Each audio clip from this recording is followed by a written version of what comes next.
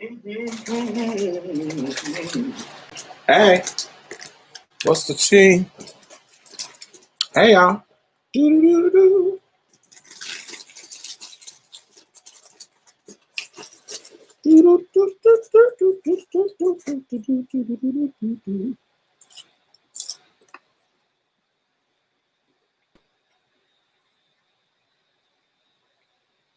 What is the tea, y'all? Hey. Let's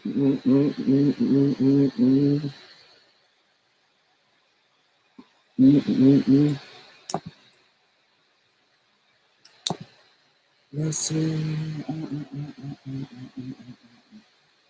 A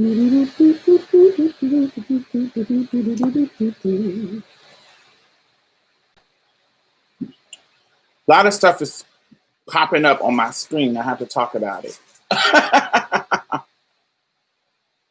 Yes, we're going to talk about this because people keep sending me these videos about for Harriet and Chrissy, and then it's popping up in my feed, and I'm like, oh gosh, let's talk about it.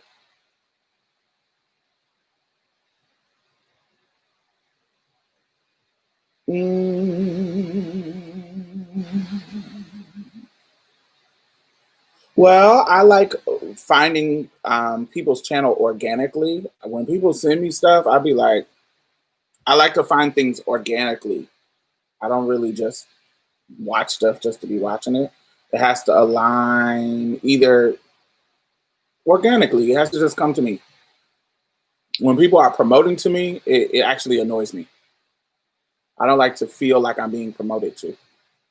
It's like when people send me their music and like, ooh, listen to this song. Tell me what you think about it. And it doesn't feel like they are, it feels like I'm being promoted to. I don't like being promoted to. Like, I don't feel like that's authentic. If we, like, it's different if somebody I'm friends with and we talk about music all the time and they're in my inbox and we're talking and we always talking about music, and then they say, oh, I wrote this song, listen to it. That's authentic. But if somebody I barely talk to just gets in my inbox and say, oh, listen to this, me, that don't work for me. That's like, oh, okay, I'm gonna ignore it. I have to find stuff authentically or through people that I engage with. If we don't engage on a consistent level and I feel like you're just trying to show me stuff, I'm gonna be like, okay. I hope that makes sense. I love the color. Oh, thank you, whatever.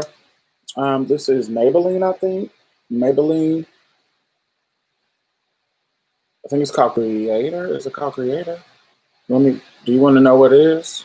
I can go get it to see what it's called, if it's that deep. You're live on my birthday. Happy birthday. How are you? Thank you for all your space you hold. You are everything. Thank you. Diamond, I have started interviewing DL discreet men. Not to promote. I think it helps the transgender women are even controversial. I don't know. I don't know if that. Are you a gay man? Are you a gay man doing that? I think it's a different kind of. I think it's a different kind of guy that you're talking about. If you're talking about DL discreet men that date gay men, I think there's some overlap, of course, but I think there are two different type of guys that are not overlapped. What do you mean by trans exclusive cis women spaces? Well, yeah, so this is about, and then if you are, wait. Before I answer that, I'm Shanetta. Let me finish Mr. 247's response. I'm non-binary, cross-dresser. Who is that? The men are, I don't know what scaliosexuals are. I don't know what that is. You gotta educate me on what that is.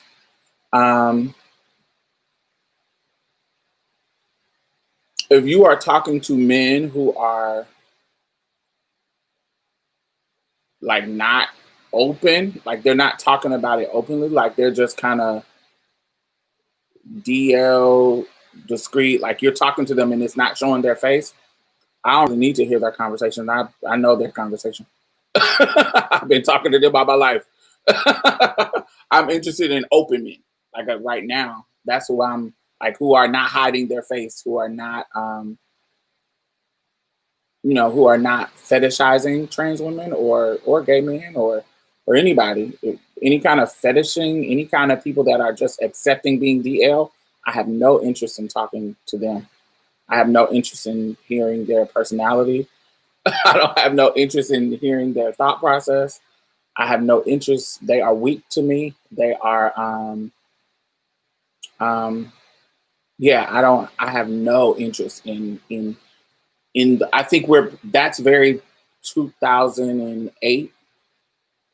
I think that's very, who I'm interested in hearing now are men who have chose to love trans women openly, out loud, without hiding. I could care less about DL and discreet men's plight or their opinions on the movement. You don't. It's how I feel about stealth trans women. Stealth trans women.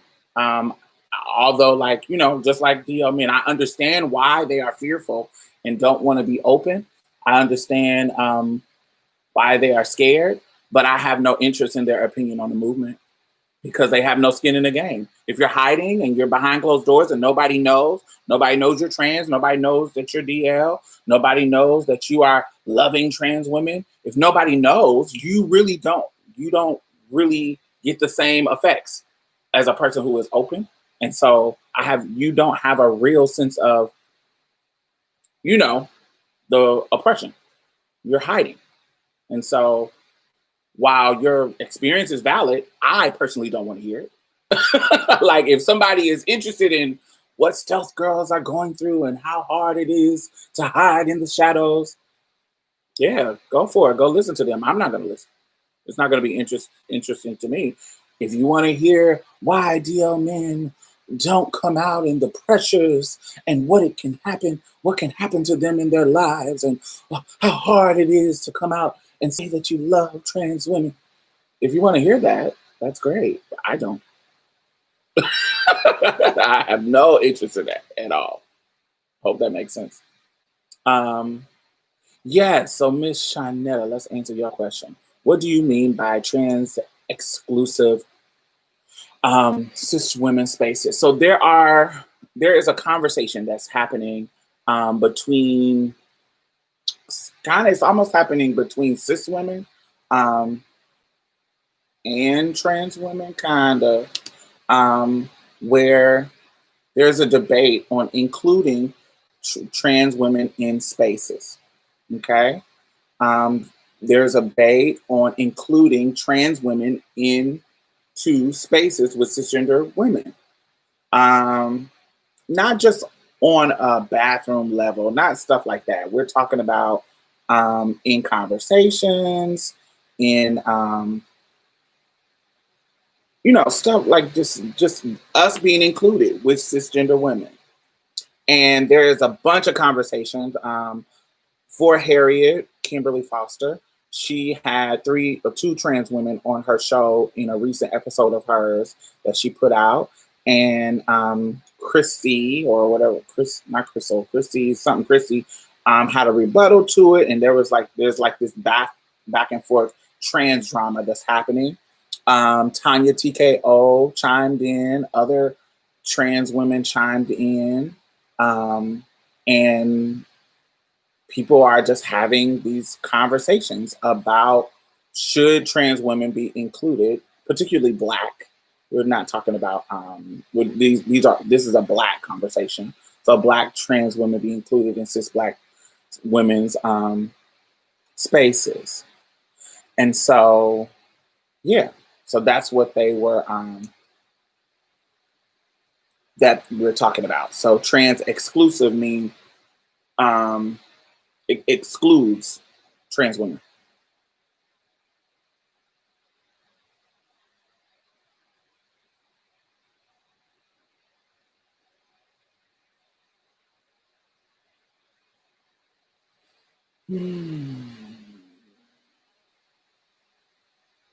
So I wanted to play this girl's video, and I wanted y'all to hear some of the things that she said.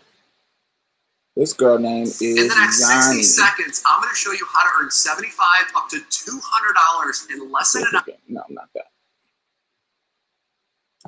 When we take a look at Kanye West and how Kanye West one. Hold on.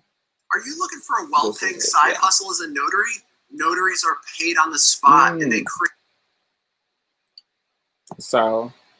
Feel like the confusion or the misunderstanding is mainly coming from Black trans women, and I'm going to get into detail about what I'm really trying to get at here, but I wanted to start off by saying this has nothing to do with whether or not we want to accept you as a woman. This has everything to do with the social dynamics and social structures that we as Black women face every time we leave our home. So when I say Black women, I'm referring to cis Black women. There are things socially that we deal with in the healthcare field, that we deal with socially. We have to deal with being labeled and stereotyped something that we are not. And so it has nothing to do with whether or not socially we want to see Black trans women as women.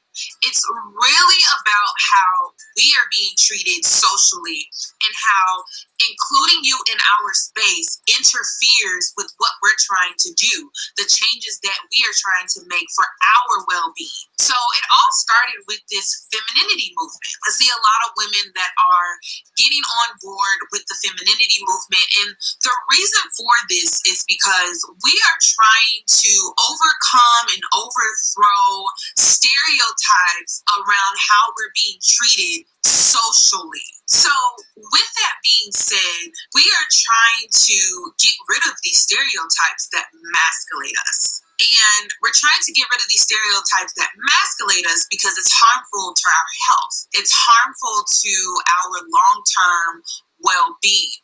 And we, as the millennial generation, we are seeing that. We're seeing how it affected our grandmothers, our great-grandmothers, and then we're also seeing how it kind of affected our mothers. But it seems like our mothers are kind of in a space where they're getting hip to it as well. They're tired of the strong Black woman trope as well.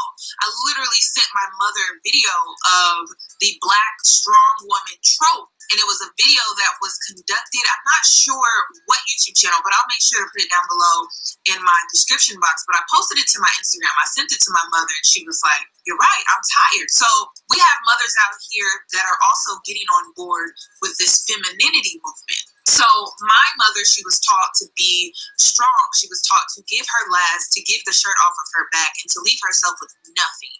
And we are trying to change that. So with this femininity movement, it's all about taking care of ourselves and doing things for ourselves and our well-being. The common denominator when it comes to our well-being is our health. It's our health. And when society wants to continue to... I'm going to pause it right there because I'm oh my God. It's some things that some people be talking and they just be talking.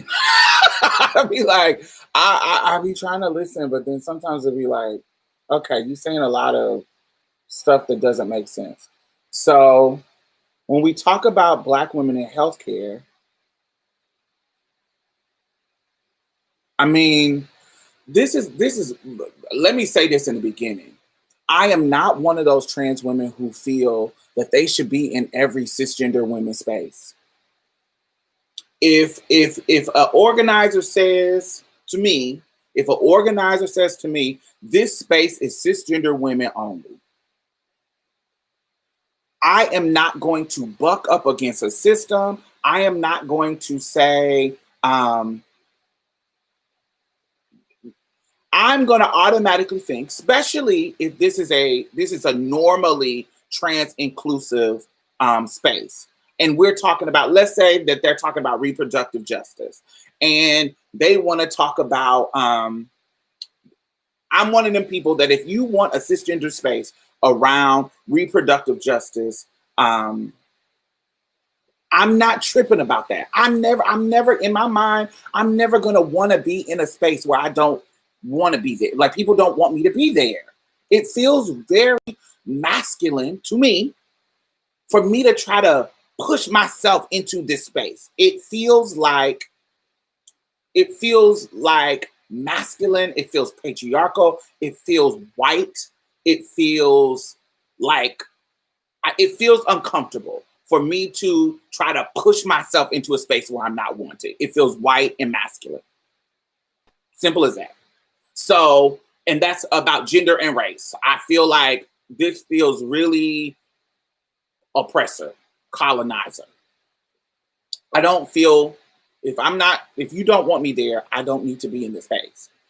Now, when it comes to government shit, yes, but I'm talking about personally organized things. Yes, if I have the right to be here, I'm going to fight for my right to be here. I'm going to fight for my right to be here. But if this is a personally organized space where somebody says, we cool with y'all, but we want it to be here, we want it to be just us, I am like, oh, cool. And I'll go about my business. I'm not going to be like, well, trans people deal with reproductive justice. That may be true. Absolutely. Absolutely. But this particular space does not want me in there. So I'm going to go to the reproductive justice space that is inclusive of me. I'm not even going to fuck with them people. It's like when we talk about the ADOS movement and the hotel movement, the women or the Muslim people, because I know how their politics are around transness, I'm not going to feel safe in that space, so I'm not going to be there. What am I going to be there for?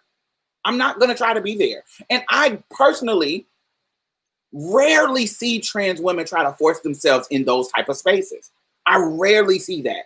Now, I have seen trans women who have been trying to force themselves in like reproductive justice spaces, and it felt really uncomfortable for me as a trans woman to see a trans woman doing that.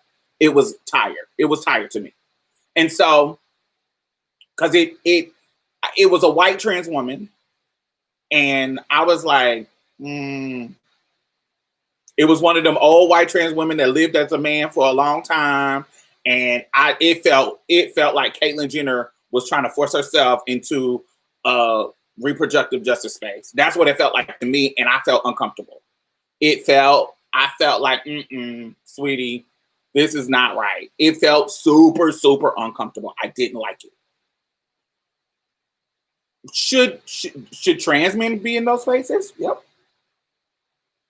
Should I think there should be there is a different level of skin in a game for people who when it comes to the reproductive justice fight, for people who actually can carry babies. I think it's a different level of skin in the game.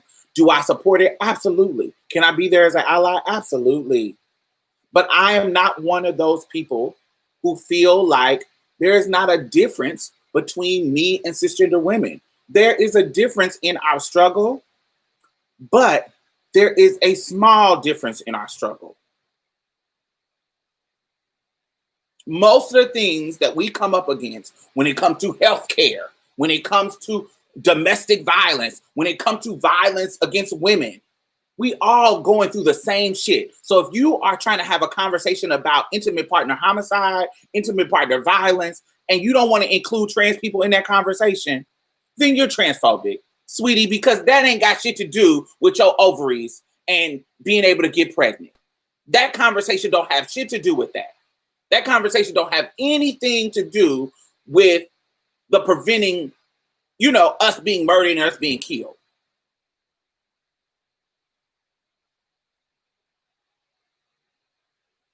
So if you're trying to exclude us out of the space for that reason, just because some reason you not accepting that we are oppressed by the same patriarchal system allow motherfuckers to kick our ass and kill us, then I think you're transphobic.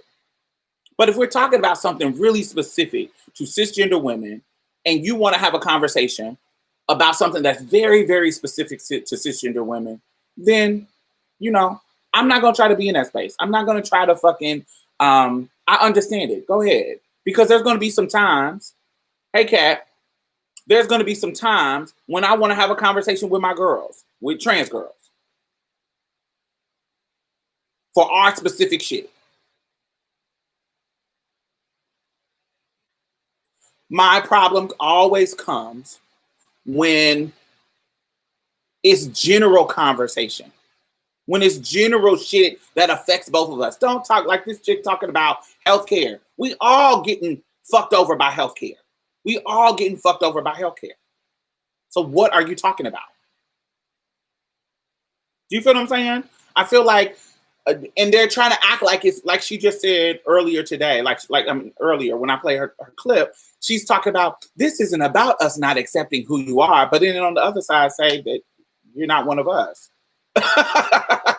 You see what I'm saying? You can't have them both ways. And so later in her conversation, she talks about we let gay men come into our space. You ain't never let gay men and come into your space as a woman. You ain't never let gay men come. You tote them around like they're purses to do your hair and to do your makeup. Stop acting like you put gay men in the circle of black women. Because her point was we let gay men into our circle. Let me let y'all listen to it. So I don't want to misquote her. Put the black woman in this strong. And why is because the world still views you as a man. And it has nothing to do with us as black women. It's the world that we live in. It's the society that we live in. Boom. I hate this shit. She's talking about it's the world that sees you as a man. It's not black women. Stop acting like you black women are not a part of the world. Stop acting like you're separate from the world. That doesn't make sense. That's crazy.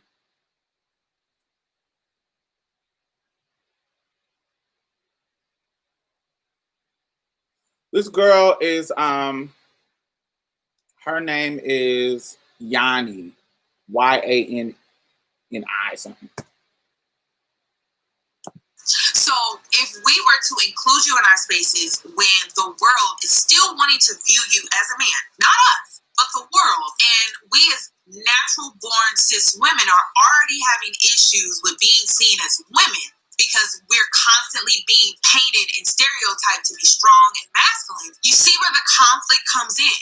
So for black basically, women, we don't want to include y'all because y'all are seen as still men, and we are trying to uproot the racist ideal that says we are masculinized, that we are masculine, that we are not included in the femininity because white women are seen as the pinnacle, the racist idea. So we don't want to include trans women, black trans women, who have more in common with us than anybody else because we are trying to dismantle white supremacy. And by letting you into our spaces, we are masculine. I don't know. We are doing something. What does that make sense? I don't know. We are undermining that goal. And I mean, cisgender black women, we have to decide what is more important to us, including black trans women into our spaces, knowing that when we do, it could definitely jeopardize what we're trying to overturn and overthrow within society when it comes to this being masculated constantly as black women, as natural born cis black women. So it's not that we don't want to necessarily accept you, welcome you with open arms, because we've done it before. We've done it before. We did it with gay black men, right? We were on the front lines. We were out here marching and protesting with gay black men to make them more accepted among us within the black community. So we did our part with that. But do you see how, when it comes to the queer community, they're more of a priority socially than us as Black women? A queer person goes out into the community and something is done to them socially that was just downright just derogatory, harmful, or violent. They're more likely to get some form of justice than us as Black women. And that's the issue, is that we as Black women, we have to make a stance. And this is why Black queer women don't exist. As trans Black women are getting a lot of pushback, is because we as Black women in the past, our history has shown how we have literally caped for so many different social groups, and how they have surpassed us socially, and they're made more of a priority over us. So she's talking about queer men as if they're white queer men. That point can be made for white queer men.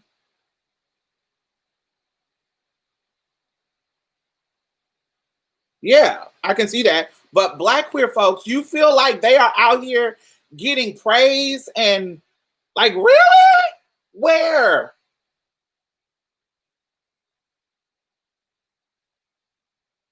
Like, where?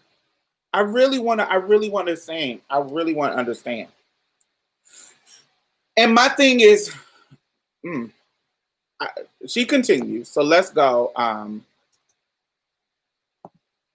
Fence. We cannot play the fence. We have to choose what is more important, my well-being or Black trans women's well-being. And unfortunately, this divide is not being created by us cisgender Black women. The divide is actually being created by the social structures that we live in each and every day. So if you want to be mad at someone, be mad at the social structures. And then another thing is that I love when she said that, because baby, she getting her white woman on. She is getting her white woman on. That is literally what white women said during the suffrage movement. We are trying to take care of our stuff. Don't be mad at us. Be mad at the structures, at the patriarchy, baby. Honey, we're trying to preserve our own shit. Don't be mad at us. And so my thing is, this is my thing. If you are going to have that kind of sense, if you're gonna have that sensibility, great. Self-preservation sometimes is a logical, not in community, but on a personal level, sometimes that's a logical thing to do. Great. Have that same energy when the ignoring allies are ignoring Black women's death, cis Black women's death, and you got to make hashtags and shit saying, say her name, because they're ignoring it. I want you to have the same energy with them when they say we're ignoring it because we're preserving ourselves. When Black men say, oh, we talking about Black men getting killed by the police. We're preserving ourselves and doing our own thing. We don't need to say her name because we're trying to worry about us. We're not worried about y'all. Y'all do that. Keep that same energy when you're trying to get allies to let go of their privilege.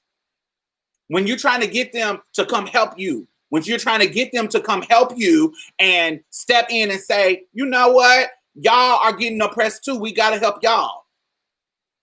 Because by your logic, if they said, we just want to preserve us, we just want to preserve our situation, then they would be wrong. I mean, they would be right by your logic, because that's what you're doing. And if you want to do that, and that's my thing.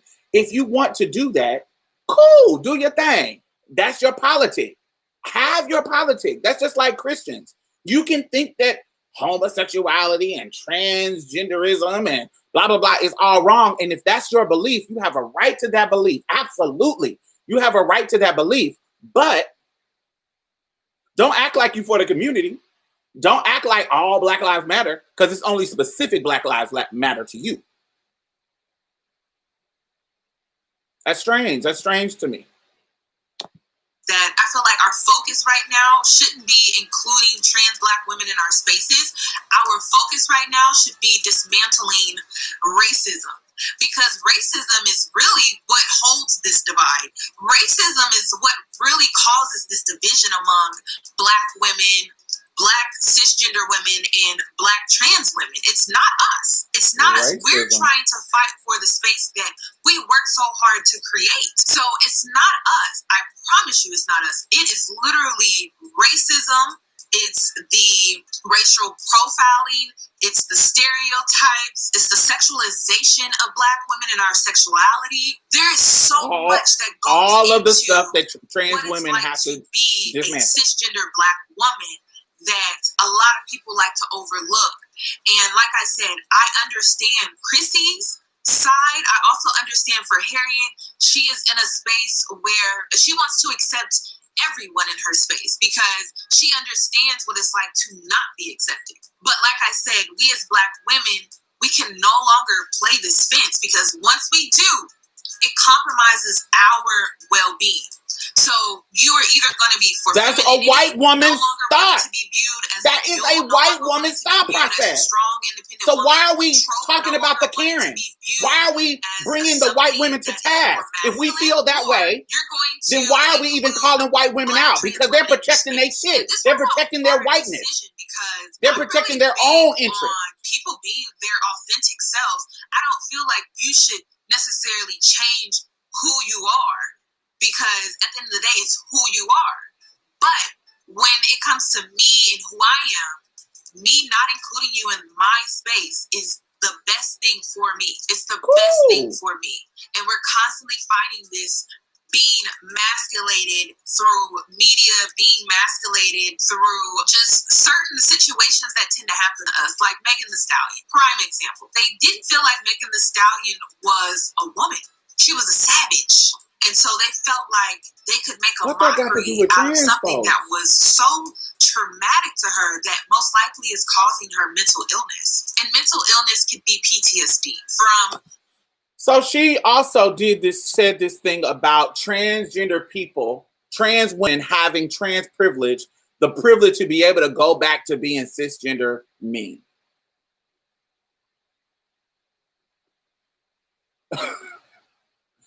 What that sounds like is you have no idea.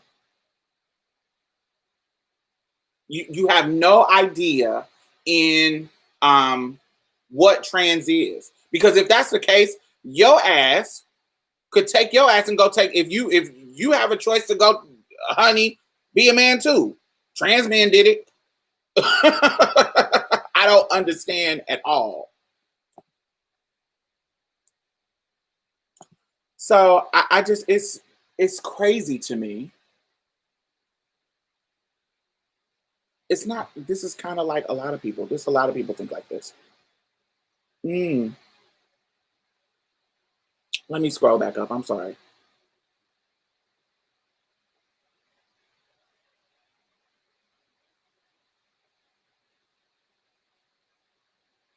Absolutely, culture.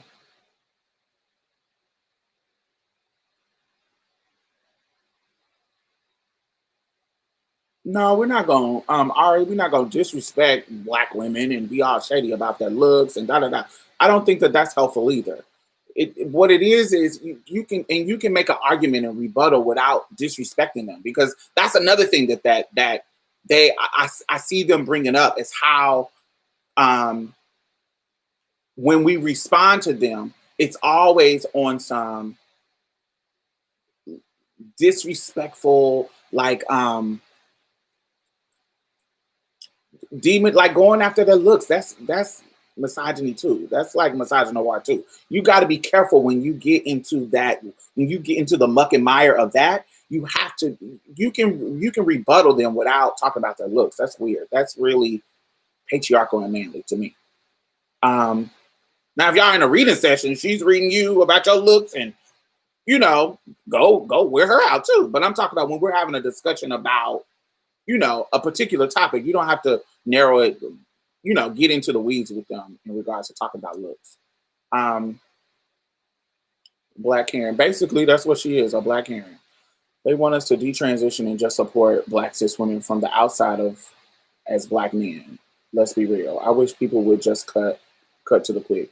And she kept saying that it's not that we don't accept you for who you are.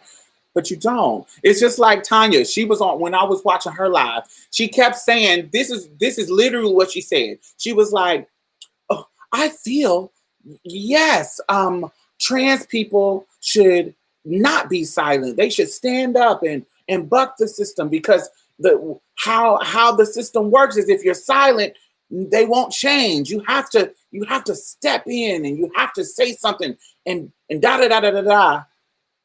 But then moments like 30 minutes later, it's masculine to step in. and another thing that she kept on doing, because Tanya TKO takes callers, right? She takes callers. So when she takes a cisgender woman's call, now because her technology is boo-boo, sometimes there's a delay in when they're talking. And so sometimes they'll interrupt each other and blah, blah, blah, blah, blah, blah, blah. And then when cis women call her and interrupt her, it's no big deal. But when trans women call her and interrupt her, like in just a general conversation, she blames trans women. She blames patriarchy and being misogynistic and the privilege of being born a man and socialized as a man as the reason why they're interrupting her, instead of it being your shitty ass technology, number one. But also, you don't put that on the women that interrupt you. I have watched your show before, and there are women who interrupt you in the middle of conversations. And you interrupt people in the middle of your conversation. So how, at the same time, you can say it's male privilege and male socializing that make a trans woman interrupt you when you're making a dumbass point. But then when cisgender women interrupt you, or when you interrupt people, you're not blaming it on male conditioning. That's weird.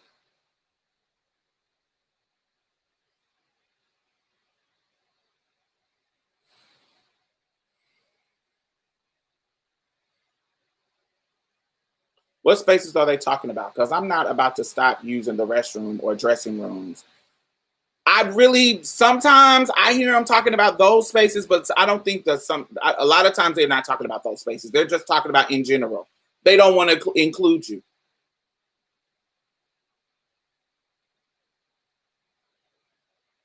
We will never understand this if mindset. Da, da, da, da, da. I'm very curious about the spaces they really are talking about. I don't really know.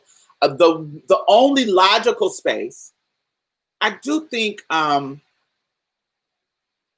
I don't know. Does it matter? Like if I say I'm having a party over at my house, I'm having a support group, and I want it to be exclusively trans women, I don't see a problem with that. And if a cis woman did it, I don't see a problem with that. If she said, I'm having a support group at my house and or wherever, and I want it to be cisgender women only, is that a problem? Like, why would I want to be there? Why would I, as a trans woman, want to be there? I don't get it. I don't want to be there anyway. So who are these trans women that are trying to push? What spaces are trans women trying to push their way into? I want to know what spaces those are. I want to know, what are those spaces? Let's be honest, a lot of Black trans women are disrespectful and cite misogyny to defend themselves. Yes, and I think that's trash. I think you can rebuttal people. Now, if they're getting down in the mud and being all shady and reading you about your looks, wear they ass out. Then we're no longer having an educational, intellectual conversation. We're reading. We're playing the dozens. And reading is reading, bitch. We can say whatever we want to say. Go for it. But when we're having an intellectual conversation and we're having a debate and a discussion, I think taking it down to that level, it doesn't do anything. It doesn't add anything to the conversation. I have called into Tanya's show before and educated her. She retains. Yeah, I don't think people like her can be educated. I think they have their own mindset about things that is contradictory and weird, and they're not going to be educated. I agree that feeding fuel to the fire, da da da da. She retains nothing. It boils down to them not seeing y'all as women. That is really what it is. That's it. Really, what it is. Like, and I am not trying to engage with people like that. Like, I feel like I'm more productive when I'm building and community organizing with women who see me as a woman, who sees our overlapping oppression, and we are trying to dismantle that. If you don't see me in that regard, then you are the enemy. It's like you are like Candace Owens. You are like all of those Republicans, Black Republicans. Yeah, we got same skin, but I don't fuck with you. Like, I'm not gonna try to be in community with you. Not at all.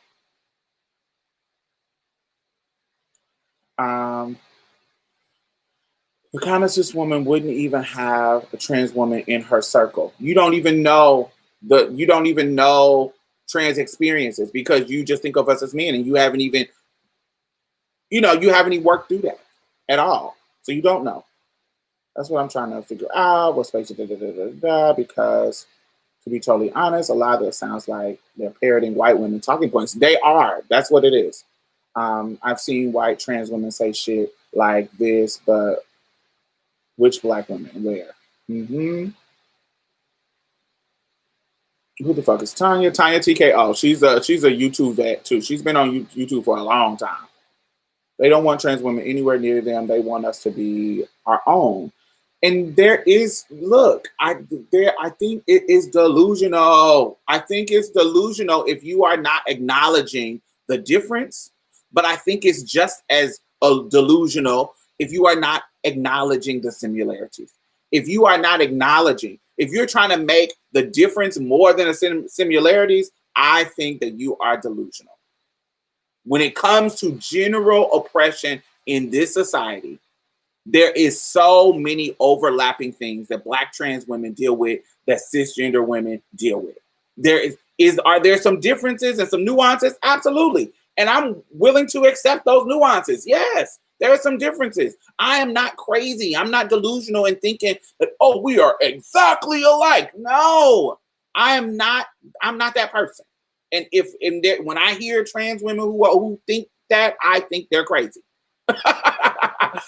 But if you're trying to make it seem like those differences outweigh the similarities, I think you are crazy. Because there's too many overlapping things that affect us both. And I think it would be advantageous for us to work together on dismantling those things. And when it comes to your specific things that are harming you, as an ally, that don't harm me, as an ally, I'm supposed to say, what do you need, sis? Well, how can I help you in this fight that's particularly to you? What do you need, sis? Let me know how I can help you, because I don't got to deal with that. Let me know what I need to do. And so if you're not taking that position with our shit that's specific to us, then you are the enemy. To me, you are the enemy. People stay ignorant on purpose, absolutely, but transsexuals in my community are not part of us. I don't know what that means, Garrett.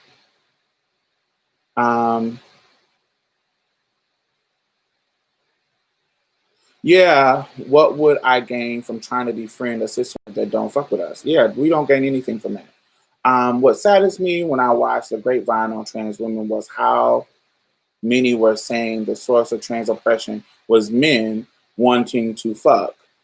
That's too simplistic and not the only source. Absolutely. You are totally right, Slip. I don't like cis women who act like they don't play a part in the culture of transphobia.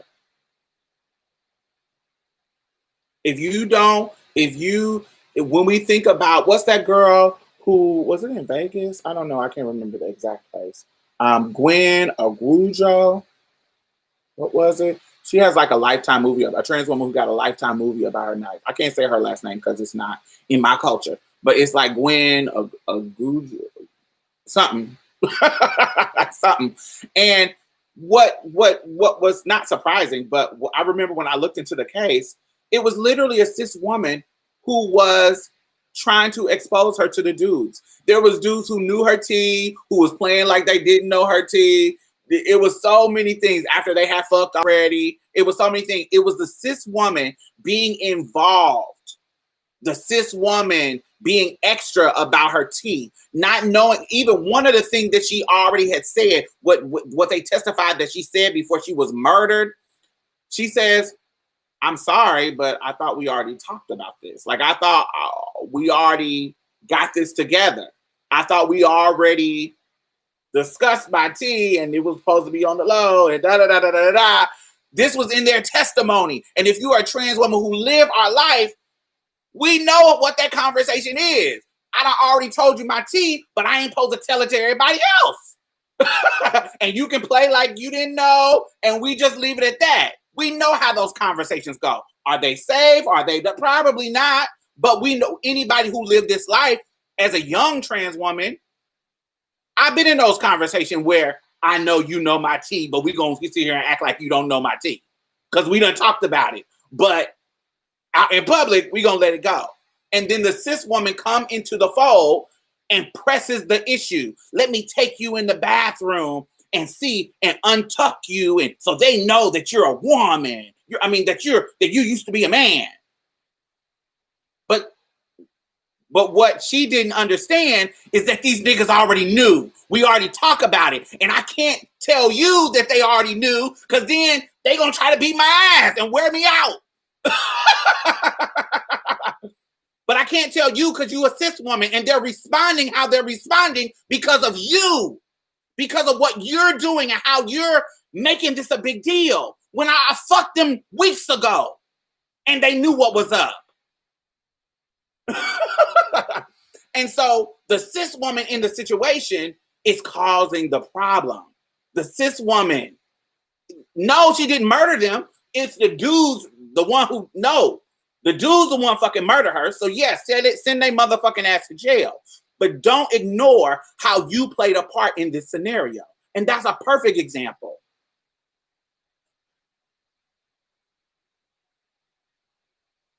I remember when I used to be in college, and it wasn't just niggas who was throwing out he, she's, and shims and blah, blah. It was bitches too.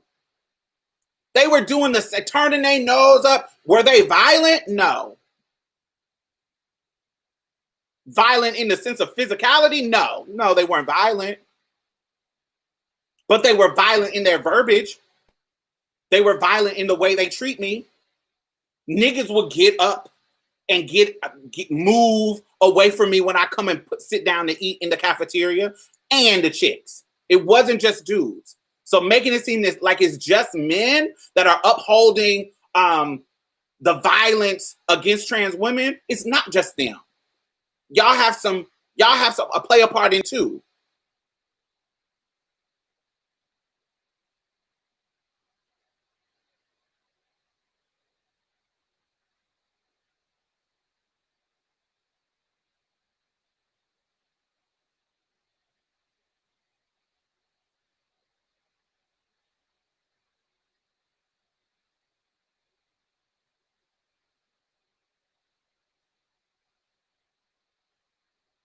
There's a video going viral of now a dude hollering at a trans woman at a gas station. A cisgender woman told him that that's a man. Yes, this ain't none of y'all. And it be bitches that ain't got shit to do with the scenario. This ain't your brother. This ain't your cousin. You just at the gas station. You don't even know this man. And you will be doing that.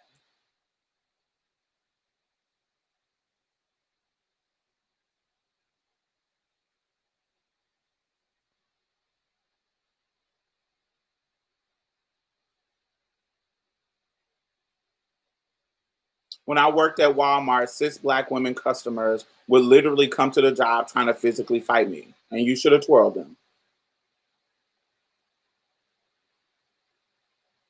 Because that's also my mama. My cisgender mama taught me that. If somebody try to harm you, harm them. Do whatever you can.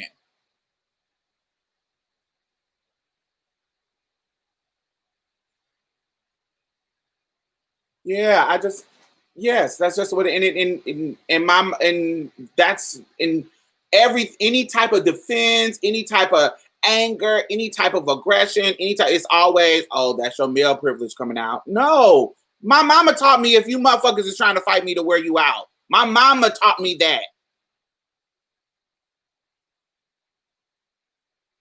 That's how fucking all the women in my family are. Mm-mm.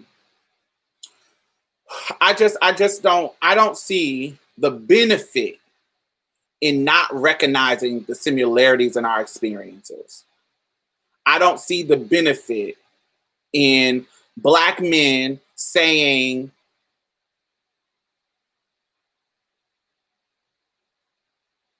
I don't see, like, think about it. Think about them. Like, we expect Black men and white women to see the complexities of their privilege and their oppression, right? We expect white women to say yeah, you white Karens see patriarchy and have a beautiful analysis of how gender oppression affects you. But you cannot be that stupid to not understand how racial oppression doesn't affect you. We expect white women to have that complexity of thought. With Black men, we expect them to have the analysis to understand how racial oppression oppressed them. But at the same time, how gender oppression does not. We expect them to have the analysis. And what I expect from cisgender Black women when it comes to their engagement with trans Black women, I expect you to understand the similarities of our oppression and the differences of our oppression. And if you do not, let's talk about it. If we had a Venn diagram, where do we overlap? So where we overlap, let's circle that and see how we can work together to dismantle those systems. Where we do not overlap, let's see how I can help you to dismantle those and how you can help me to dismantle those. That seems like that's community building. That's, to me, that's community building. That's how we make all Black lives matter. Not just the respectable ones. To me, that's what works.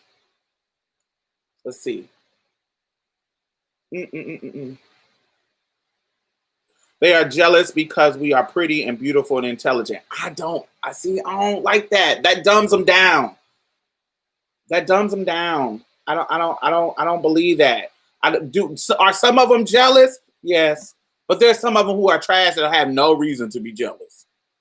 There's some beautiful, intelligent, cisgender women out here that slay some of the girls and still have this same transphobic ideology. I don't think narrowing it down to jealousy, oh, we doing it better than them, I think that's a dumb, low vibration mindset about things. I don't think that's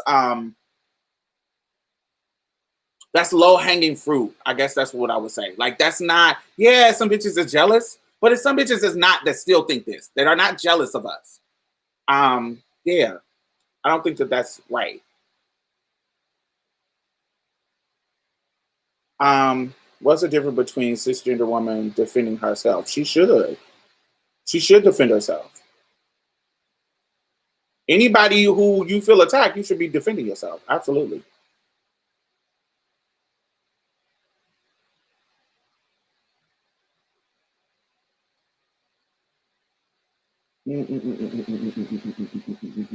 Yeah, one was like, you're gonna get off work sometime, and she sent her nephew to come fight me.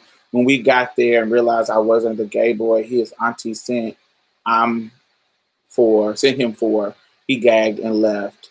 The video of the trans girl at the gas station, Instagram page. The black girl is in the screenshot. It says, he fucked up. If y'all want to see it. Okay. She sent a whole boy to fight you. What a coward. I've had that experience before. Not at work, but where somebody was trying to get a boy to fight me. That's because they don't, as somebody has, multiple people have said, they don't consider you women. They consider you men. I think even Tiny TKO was like, "Oh, your muscle fibers and and with testosterone running through your veins." They have no nuances of experience. They have no, like literally no nuances of. Some of us didn't grow up and be men. Now we'll talk about a 40-year-old person transitioning after they done had wives and kids and da-da-da. I think that's a total different experiences than mine. I think that's a total different, not saying that they're less valid as a trans woman, but when you're making these points about trans women having this kind of male privilege and blah, blah, blah, blah, blah, blah, I think you gotta understand that there's some nuances to that. That is that's just what it is. Like you gotta understand there's some nuances. Was I socialized as a boy from the time I was born till my queerness started? Yes, I was. I was socialized, and I can acknowledge that there is a sense of freedom that I had as a little boy child that my girl cousins didn't have. And there was that freedom persisted until my queerness started to come out. Once my queerness started to be present, then I did not have access to the full scope of male privilege like a cisgender boy who's performing boyhood in the same way that they deem right. I didn't have the privileges that he did. I started having to, dress a certain way. I started having to be policed in a certain way, or I would get whoopings or get punched. There was a difference between the privileges that cisgender boys got to have and a queer boy when I was a kid got to have. There were two different things. Was it different than the girls? Absolutely. And so, yes, there's a unique experience. That's why I tell trans women, don't ignore that experience because that was your formative years. And if you're trying to tell me that didn't affect you at all, unless you was raised like a Jazz Jennings who was raised and she was fucking 4 and 5 to be a girl, there's a different, even her is going to be a different experience than me. But if you're not acknowledging that different in socialization, I think that's a problem. But if you're making that socialization bigger than what it is, that's a problem too. And I think those nuances, everybody from on the trans side and on the cisgender women side, I think that we have to understand that there is some nuances in all of our experiences that we have to acknowledge. Come on, like you got to be real.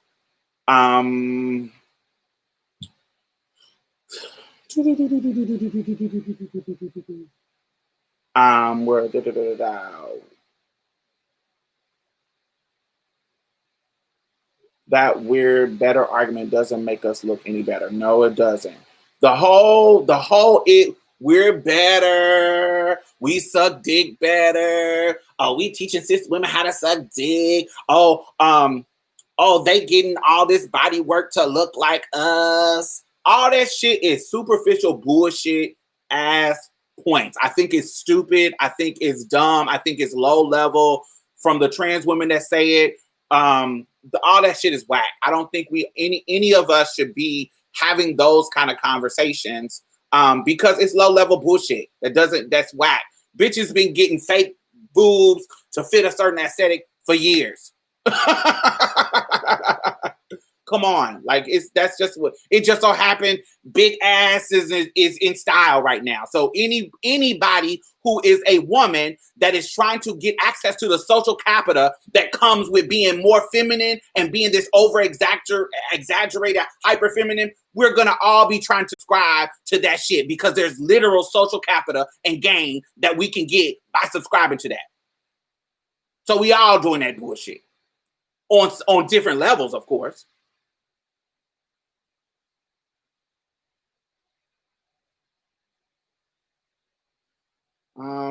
Thank you, Ravina. Hey, Vanity, how are you? I ain't seen you. Where you been? Where you been at, boo? You been hiding, girl.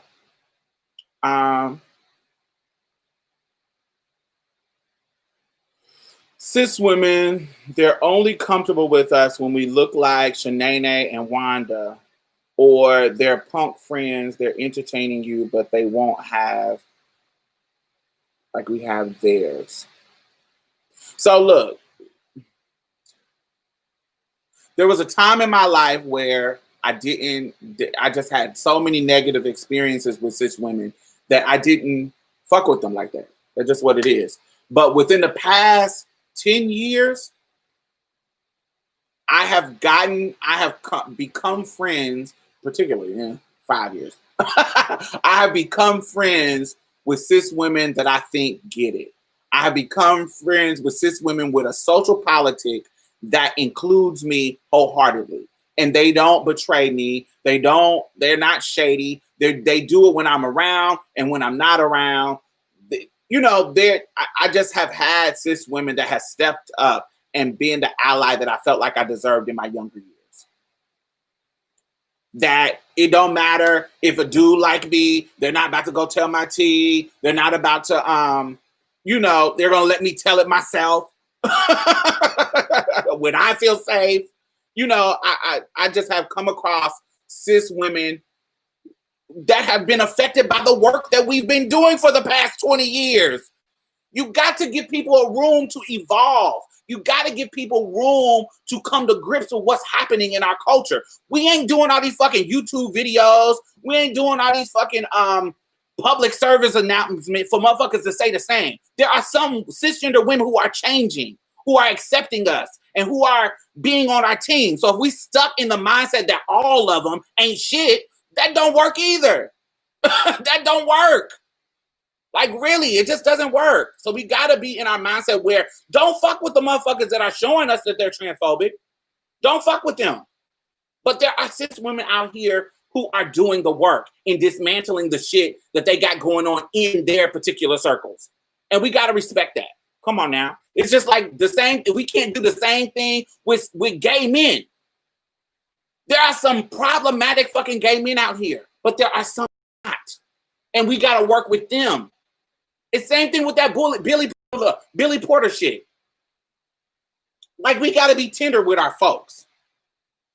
That video, I'm going to say this, motherfuckers might not like it, but that video that is going around of him accepting his award, this is based on opinion. I've said this before, but I'm going to say it again. That video was not taken for this cycle of the Emmys. That was not his response to this cycle of the Emmys. That was his response for last year's cycle. When was that the Golden Globes or whatever for season 1 of Pose. In my opinion, I feel like Billy Porter carried, when it comes to acting, Billy Porter carried the show on the first season. So he was rightfully getting his rides and getting his awards for his thing on season 1 of Pose. Now, season 2 is when the girls step they motherfucking pussies up, as T.S. Madison would say. Season 2 is when the girls step their pussies up, and they were snubbed. They should have got a nomination this year. But we're dogging him out about what he said, which I thought was appropriate, because that messy-ass question was being messy. It was a messy-ass question that put us in direct competition with him, put trans people in direct competition with him. Now, Could he have answered it a little bit better? Absolutely. But I felt the question was messy and he got sassy. Like, this is the moment, we're in the building and you're not about to ruin my moment. I would have been the same way. You're not about to ruin my moment because I work hard to get here. And he did. In that first season, he carried that show when it came to the acting. I'm sorry. So, but I said all that to say this. I think it's really important that when we do have some allies that are really trying to be in our corner, we got to be tender with them. Don't be fucking tender to no motherfucking racist. Don't be no fucking tender to motherfucker who is directly transphobic and doing shit that's harming us. But when we have an ally who is trying to be in our corner, we got to be a little bit tender to them. I'm sorry. We got to be a little bit tender and not immediately trying to throw them away. Simple as that. I think it's shady and doesn't do us any favors when we are throwing everybody away. And this is no critique on cancel culture. I think we should cancel motherfuckers. I definitely think that. If they are that harmful, cancel they motherfucking ass. But I don't think that was one of those moments. Let me see.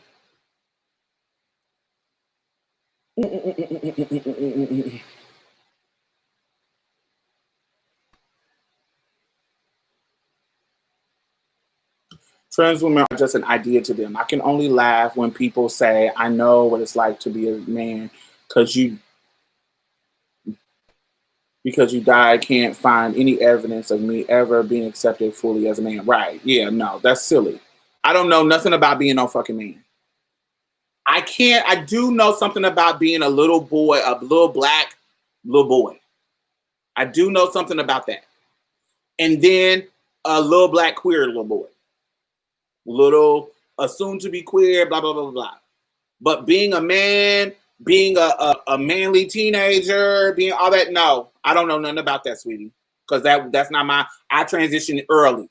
So I don't know nothing about what you're talking about. I don't know nothing about chasing girls and dating girls, and I don't know nothing about that. Pussy ain't never been in my face in regards to, I ain't never had those kind of experiences.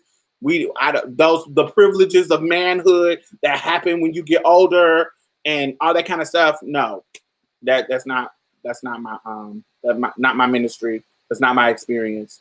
You can't play me like I'm a Caitlyn Jenner. You can't play me like I've been, this grown ass man getting my degrees and benefiting off of manhood and those male privilege salaries, and then boom. I'm a black trans woman. That's not my experience, baby. At all. I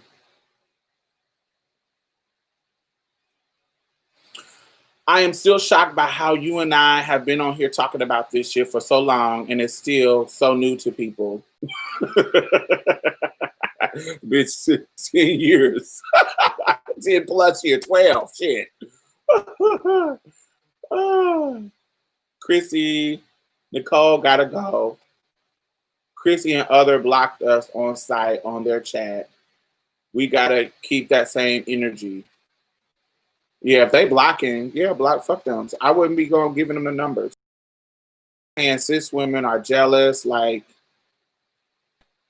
that's the same jealous catty stuff that women's spaces don't need. Trans folks don't be hateful, then be mad you weren't invited. That's a legit critique. But if they're being extra, this is the difference. Like, if we're trying to have a civil conversation and we're just talking and debating, blah, blah, blah, a bunch of intellectuals talking about something. But if you get to call them motherfuckers, you still men, you don't have a period, you're a man. Like, you're joking. Like, if you seen the toxicity that was in Tanya TK's chat box, then we're reading. It's not, and if you watch Paris and Burning, this is reading, baby. This is ain't no rules in love and war, and this is war. So ain't no rules. And so we're just reading. We're playing the dozens. So ain't no rules. We're just gonna read. It's not about being intellectual. It's about reading. It's about insults. It's a roast session. So sometimes roast session starts, and that's what it is.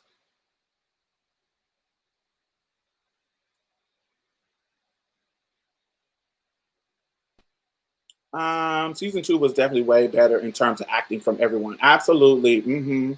They say out of their spaces. They love and love infesting ours. Nicole, explain more and name some actual spaces you would like to hear. Da, da, da, da, da. Did you delete Nicole? Don't delete her. She wasn't being rude. I hope y'all didn't delete her.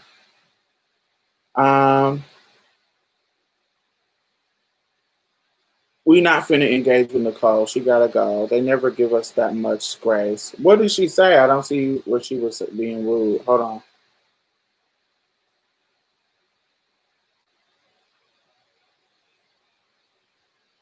Nicole said exactly what I said earlier, but I don't think it's rude. I don't think it was rude. It is counterproductive. What if we told her because she's not trans, she can't watch this live? Yeah. I don't. That's stupid. I wouldn't do that. I don't care who's watching. Nicole, I'm a cis woman, and I explained a smidget of the complication related to jealousy. We cis women have certain societal limitations on what is deemed acceptable via our femininity, particularly Black ones. This leads some cis women to gatekeep what being a woman means, and this extends to our view. Also, I made this point in on my Trans 101 on March's Play podcast. Take transness out of it. White women gatekeep femininity that's rooted in white supremacy. If you take white women out of it, cisgender women make women who can't have babies or don't want to have babies feels less of a woman because they don't want to be included in motherhood. Take transness out of it. They do this to cisgender women. Oh, you can't have kids. Oh, I'm so sorry, baby. Oh, I'm so sorry. You don't want kids? What? What kind of woman are you that don't want kids? Huh? Oh. They do it to them.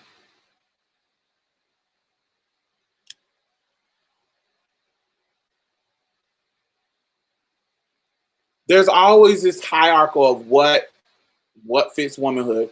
Now take cis women out of it and just keep trans women. Trans women, oh, if you ain't got a sex change, if you if you know you ain't got breasts, you ain't living full time. You ain't. It's so many. Everybody got their shit, which I think, the non-binary folks is shaking it up, saying fuck all this binary shit. Let everybody be free.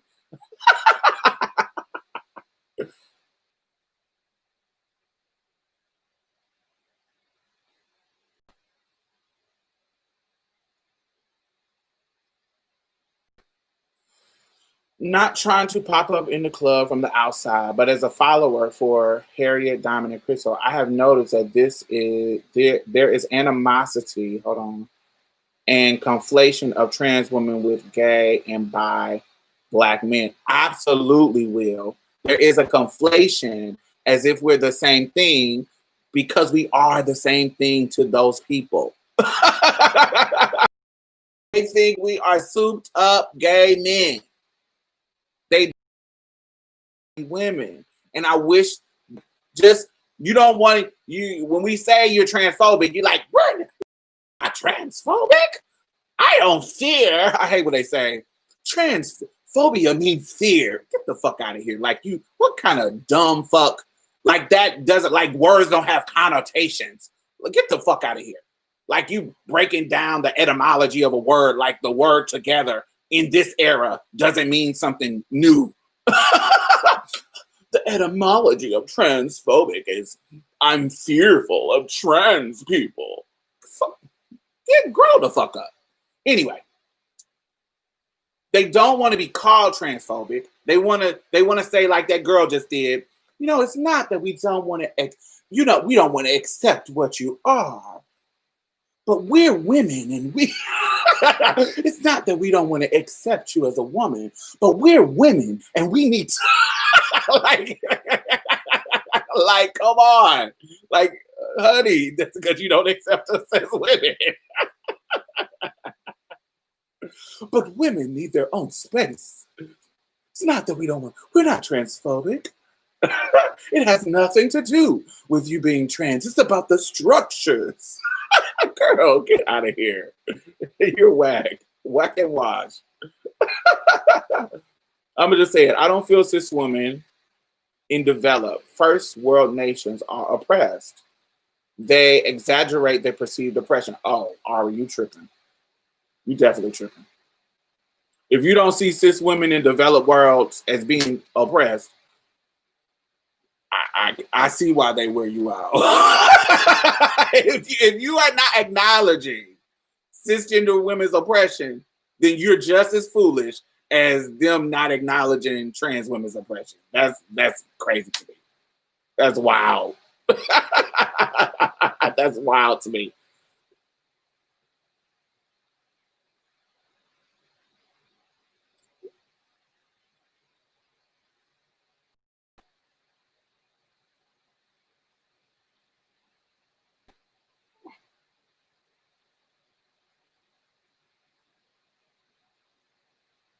Right.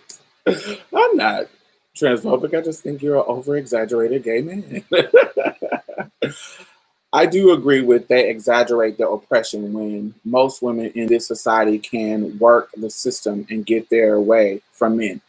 Y'all getting in the weeds, Leah and Ari. Y'all are not understanding that working the system is just like us working the system. That don't mean the oppression doesn't exist. Working the system and trying to get our way and trying to actually having to work the system is proof of the oppression. Now, there are ranges. Like, I don't think white women are more oppressed than black women. I don't think that immigrant women are more oppressed than black citizen women.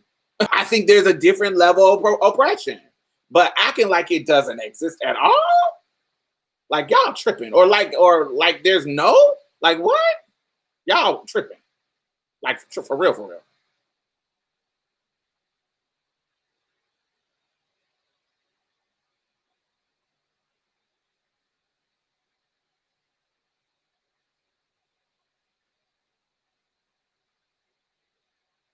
Oh yeah, like if we're talking about like it when they talk, yes, especially in comparison to trans women, they try to act like that they're like our oppression is not equal or very, very similar.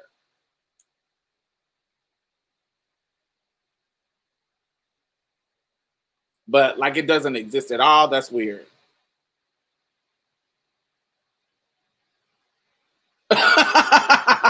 Y'all sound like anti-feminists. That's why they drag it. Yeah, y'all getting real hoteppy and real MGTOW sounding, y'all. y'all sounding real go their own way, honey. That's ooh. No, thank you. Y'all sounding real MGTOW. I'm sorry, honeys. I can't fuck with y'all on that.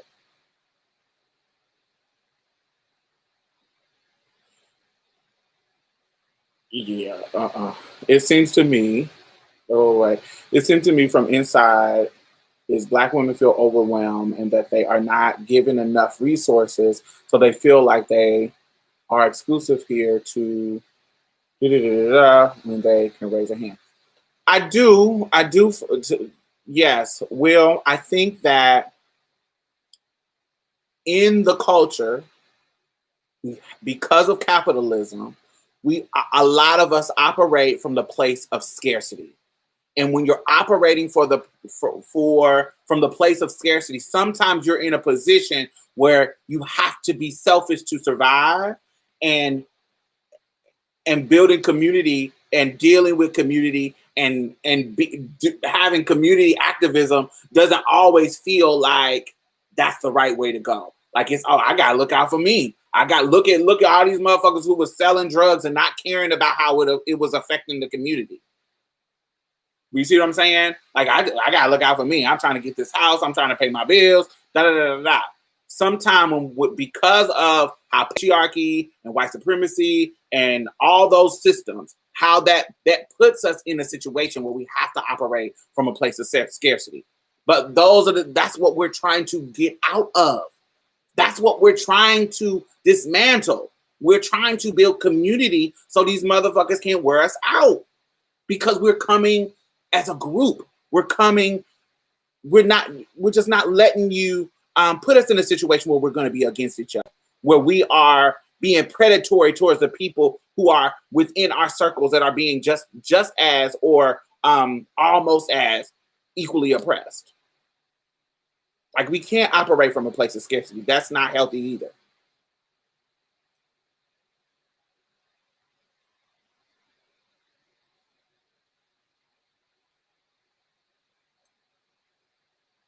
I don't think no one can make you feel inferior without your own consent.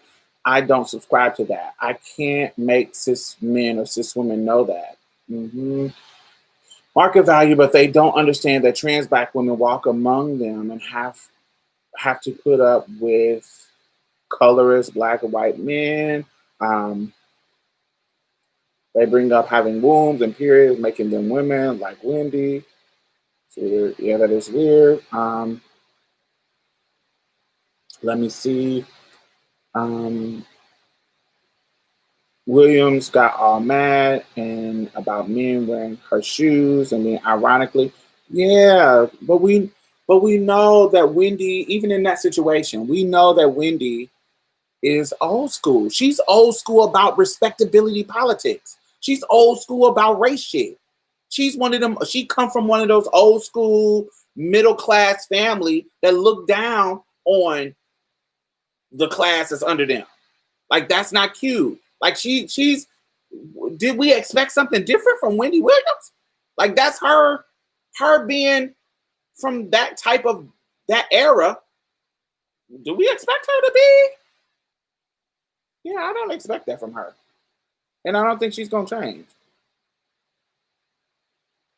I think a lot of cis women look at trans women and how they often embrace femininity uncritically, and they have a hard time connecting with it, because most cis women are socialized to enforce what? The traps of femininity. That's a good point. Yes, they have more options. Hey, CC.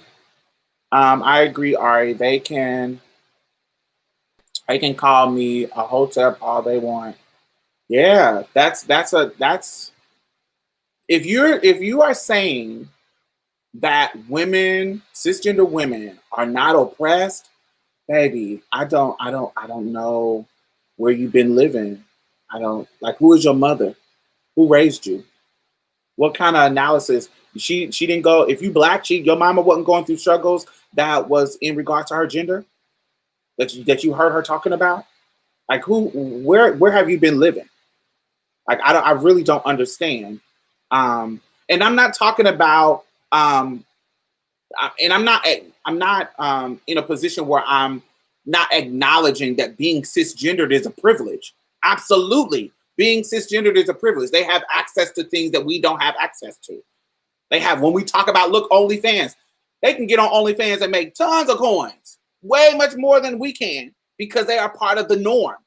So there are privileges that comes with cisgender, being a cisgender woman, but there are definitely oppressions that, if you're totally ignoring them, like, you're weird. That's weird. That's strange to me. That's delusional.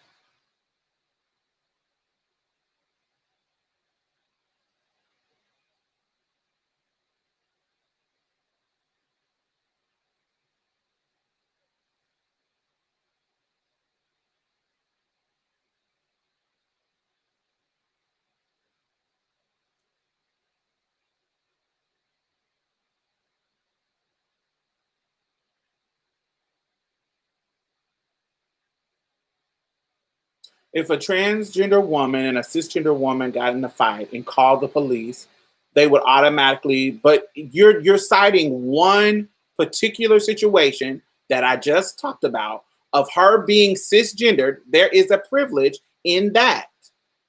There is a privilege in being cisgender, but that doesn't mean she's not oppressed.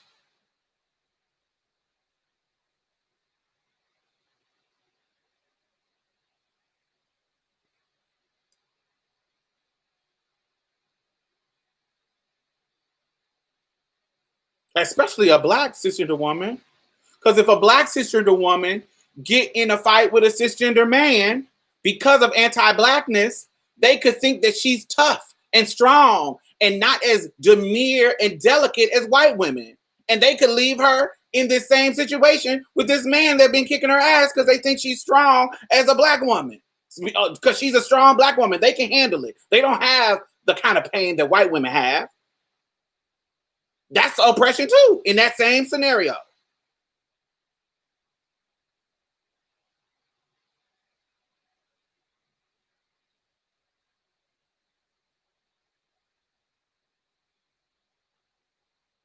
Mm,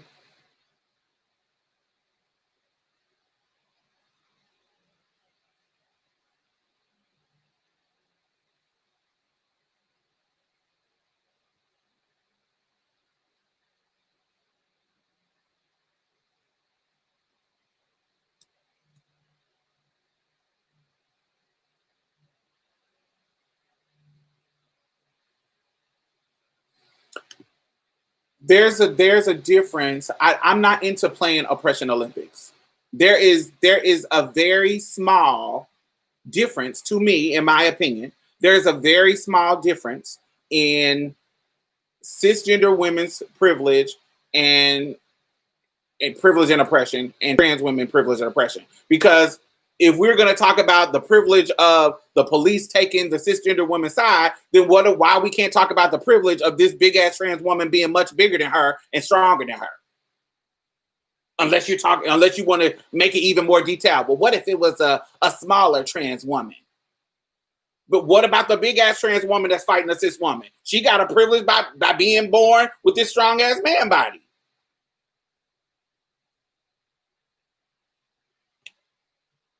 I don't think it's much difference in those privileges. I don't think it's much difference in enough to where there are situations where it's more, and there's situations that is not, depending on where we're looking at it from.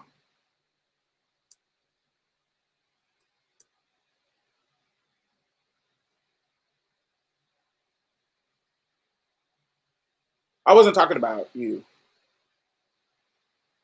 Seems like the type of DL that they trend. I don't know. This whole Megan and Tory Lane thing, that's men, that's black men. Like black men made jokes about Serena Williams being a man that aligned with the white people making jokes about Serena being a man. Black men make jokes about Megan a Stallion. It was black men that started that. When that screenshot that was taken with Cameron and that other dude who said it, those were black men doing that. Because they're trash. And they, you know, they ain't gonna get, so even with them, you can't, if you are dealing with these bullshit ass niggas, if you're dealing with them, then you're gonna get that negative. Deal with the niggas that respect black women. Like, there's niggas who don't call black women men.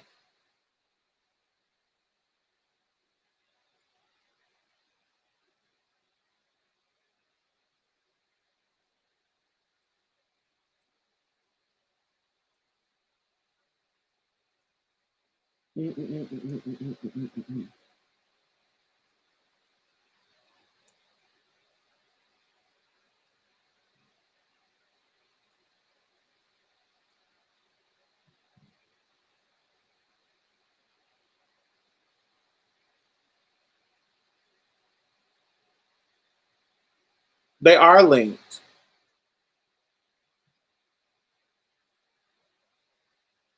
Transphobia and anti-Blackness are linked. They are intertwined.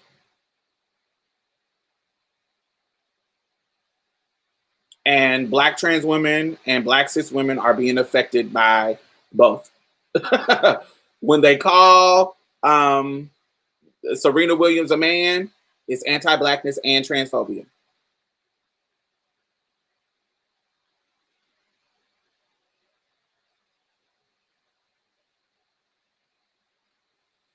And I don't think that serves any of us. I don't think that that serves us. I don't think that that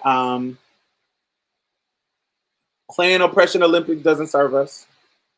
How are you cultivating relationships with people? If you're not, then yeah.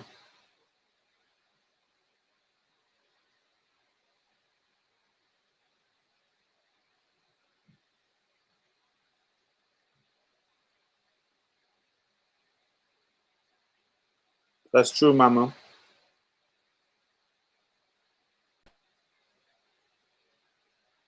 I just don't yeah, I just don't see in.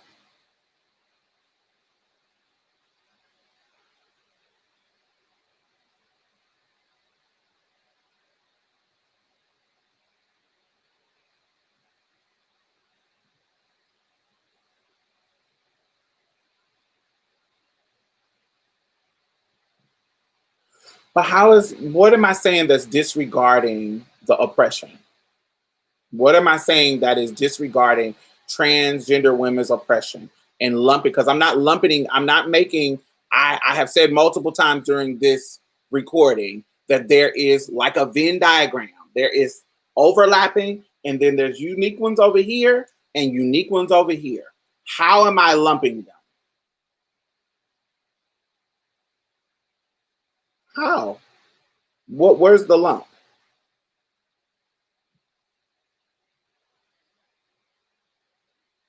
My response is to y'all saying that there's not any oppression. They're not oppressed.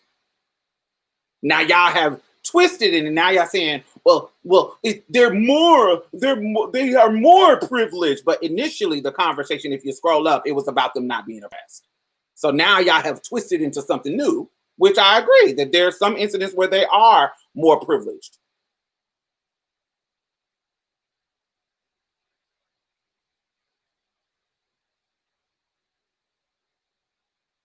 Well, when I responded, I was responding to Ari. Ari said earlier, she said, I'm just going to say it. I don't see how cisgender women are oppressed.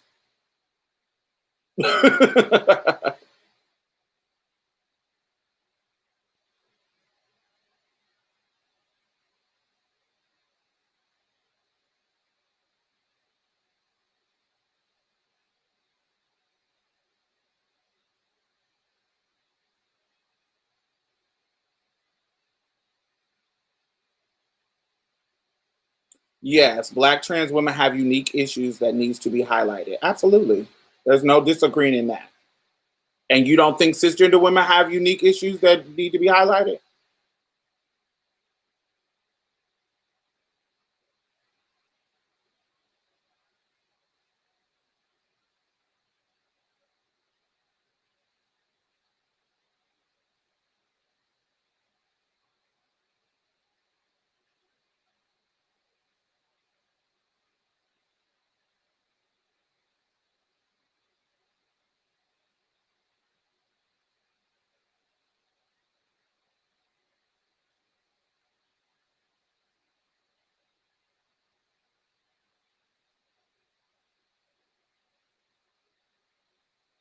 Mhm.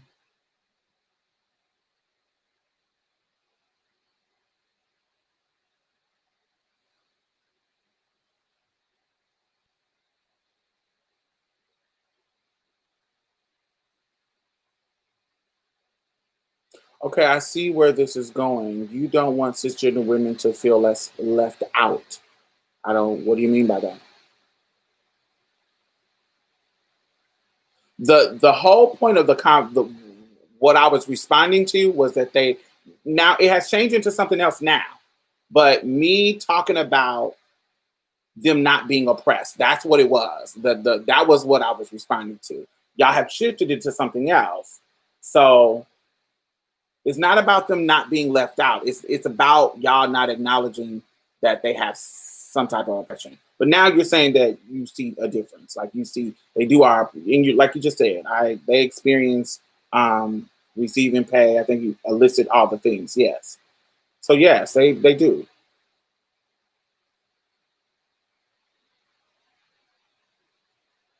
Yes, absolutely. I don't think cis women in America are oppressed like they are in Pakistan or some some African cultures. Yeah, I don't yeah, I don't think they're the same.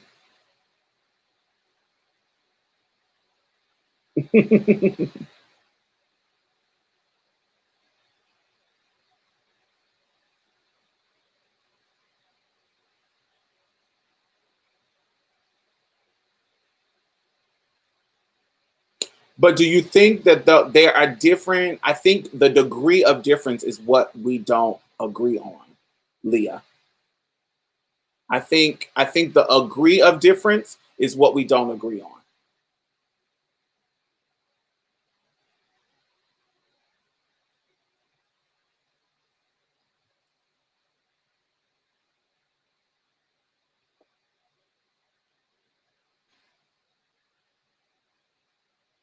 Yeah, these are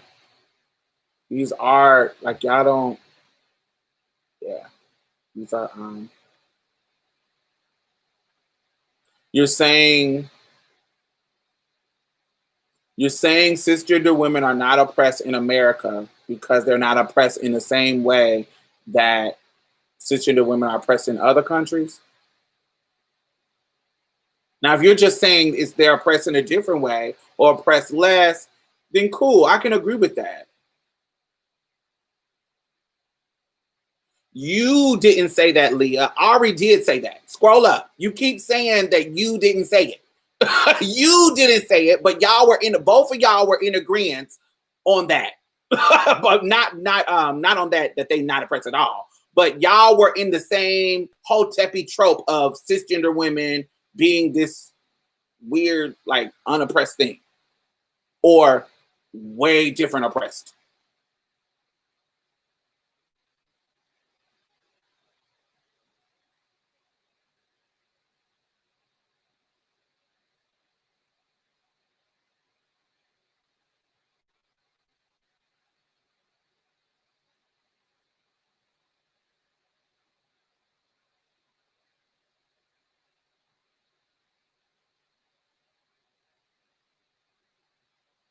Yeah, that's weird.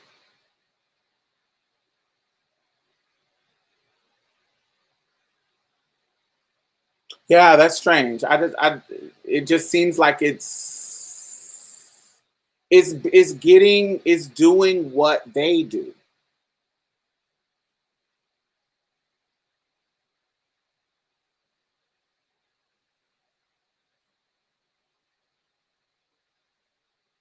Mm, have you seen OP Valley? Have you seen OP Valley? See, I'm not watching that because they got Isaiah Washington on that. I'm not watching it.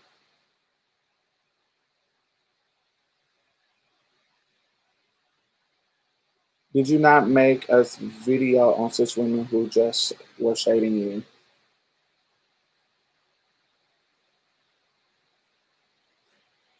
Yeah, y'all. I feel like it is useless for us to not focus on our similarities. If you are focused on, and it's not, I'm not talking about homogenizing it. Yes, when it's a situation where there's a difference happening based on our transness, yes, call it out. But in general, when we're talking about being in spaces and being like how we all are trying to dismantle these systems, I don't think our oppression is different enough to to not be able to work together. It just doesn't make sense to me.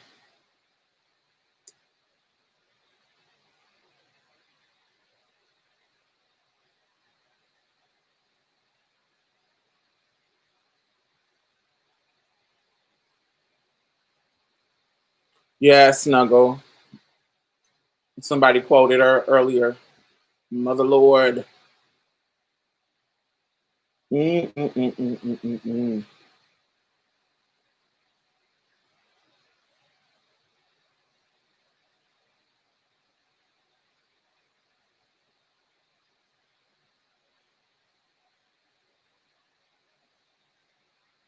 If we talk about oppression, then we should talk about how it affects us. Absolutely, yes. Yeah, but this conversation is about all of us, like this particular subject, because it was rooted in the debate about trans women being in cisgender spaces, or should there be trans exclusive cisgender women spaces, and so on and so on.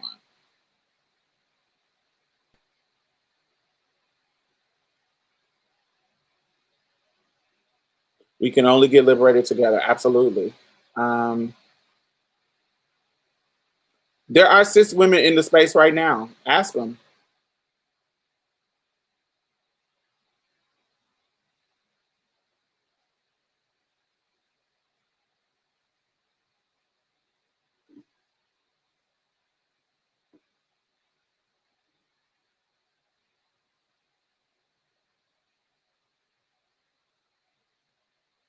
We need to be selfish and exclusive. Period. Yeah, we just have different politics. I think that's silly. I think you're not going to get anywhere being selfish and exclusive. You'll be isolated.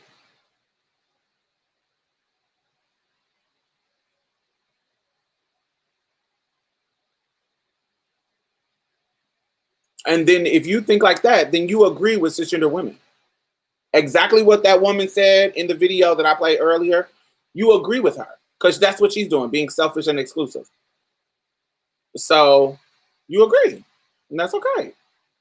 But I want y'all to keep that same energy when you want motherfuckers to dismantle oppression with you, when you want them to step up,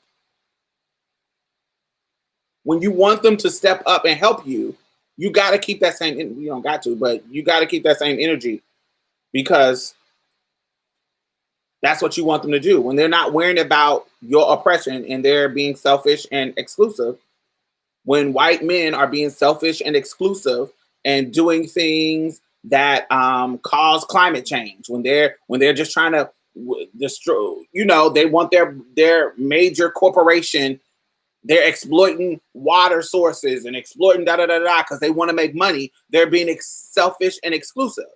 We can expect them to do something different. And then when we talk about white women, when they're protecting their white femininity and the spoils that come with white femininity, when they exclude you and they're selfish and exclusive,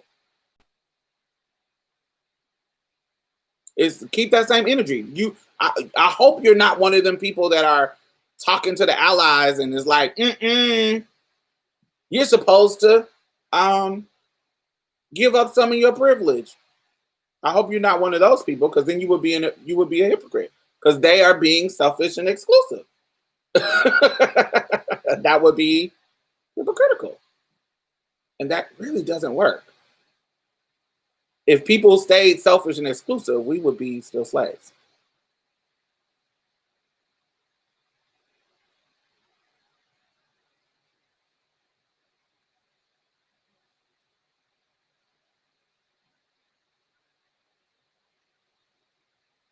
Diamond, they will never help us. You're a pessimist. Like I don't. That's weird to me. Like you literally are benefiting from the freedom that you have to transition. You're benefiting from people not being selfish and exclusive. The benefits of the rights that you have right now. You're literally benefiting from it.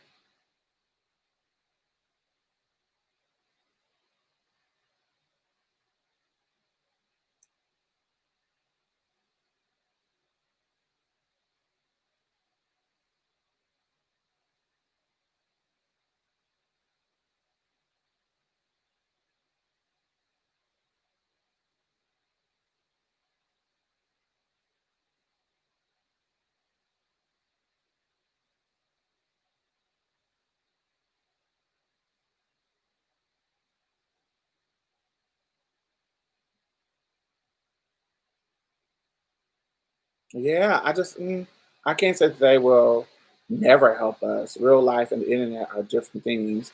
So many cis women are in community that show us love. Absolutely. Like, I don't know where you live. Well, but I can see if you have the mentality that you have, I can see why motherfuckers don't fuck with you. Like, I can see. Like, if you have that mentality, I can see why you have such clash with cis women. I have loving, amazing cis women in my life, family and non-family, that support me and build community with me, that help me with building infrastructure for me to survive. Like, I don't have the same disdain for cis women that you do.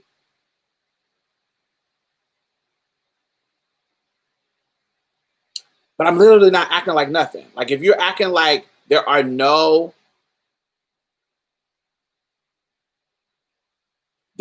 cis women that helped you, especially as a black woman, there's no cis woman that helped you in your life.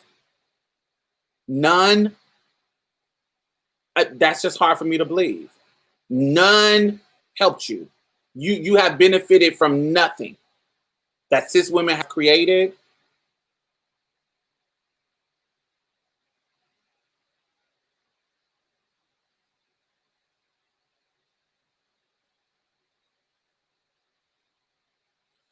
So you have benefited, no, because you're making it seem like this is, I'm speaking from exclusive me situation. You have benefited from nothing. Are you black? If you're black, you didn't benefit from your mom at all. Any of benefits from your mother, any benefits from your aunt. No, no cis woman helped benefit you in becoming who you are today. None.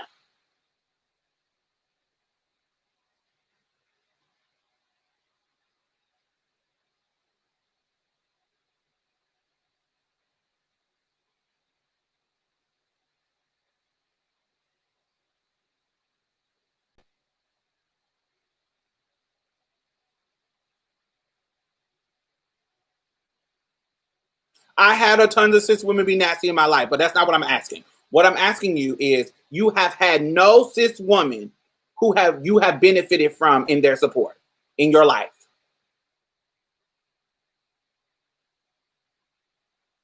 Oh, you said a few.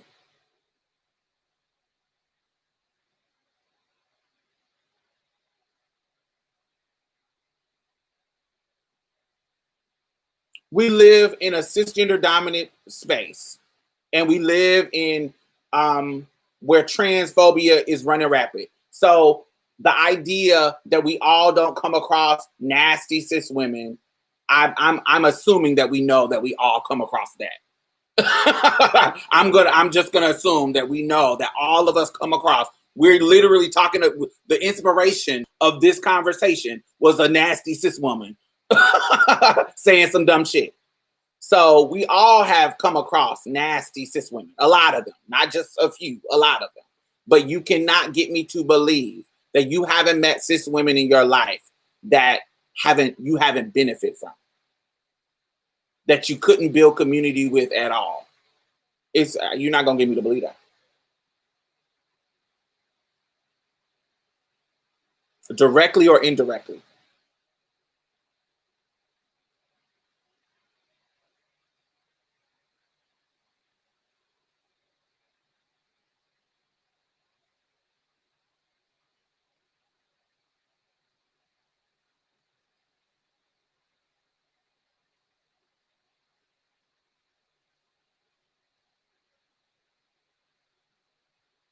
Older black women help me all the time. So yeah. So you're building community with a black cis woman.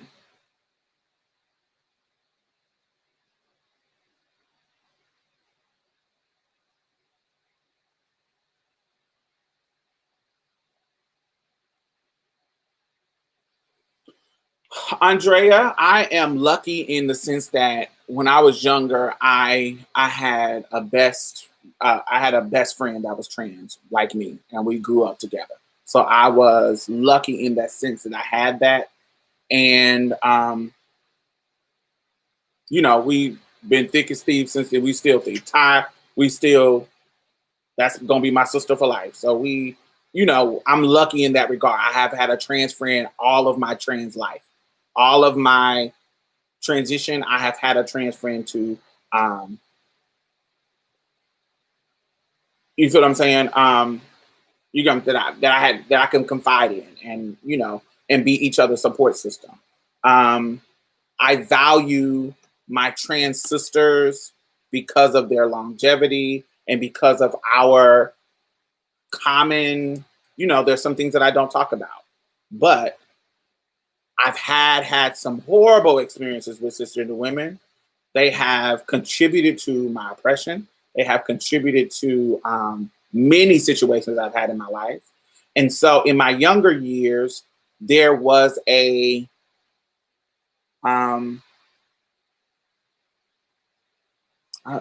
disdain is too harsh of a word. There was an apprehension. That's a better word. There was an apprehension with becoming friends with them because I didn't know what type of friend they were going to be. They could be nice, and then a situation happened where, ooh, they wear me out. And then there's some that didn't wear me out at all, even when I had apprehensions about them. But amongst all of that, amongst the negative, the positive, there were always a cis woman in my life. And when I look at other trans women that I'm in community with, and I see there is always a cis woman that was in their corner, whether it be their family or their friends that helped them. I remember a trans woman that was sleeping on a cis girl's couch when she didn't have nowhere to go.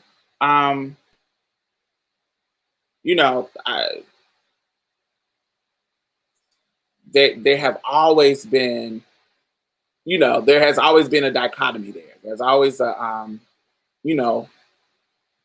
cis woman that's there to help and not just be negative, not just be enemies. I just haven't met anybody that has that experience.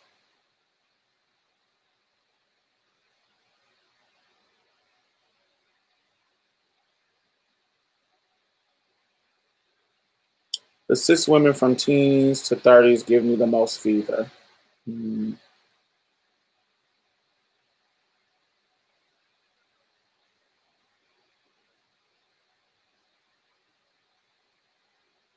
Yeah, it's older. For me, I get it from, if we talk about the fever, I get it from all ages. But just like I get help from all ages. So I don't know. I see it being, I don't think it being an age thing for me.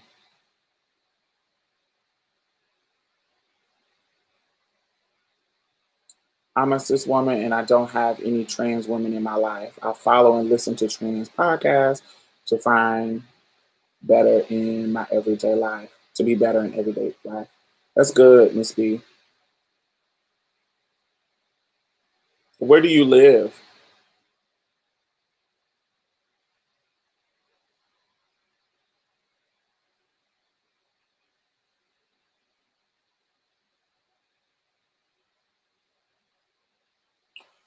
The radical feminist movement is growing, so that's what our generation is fighting against.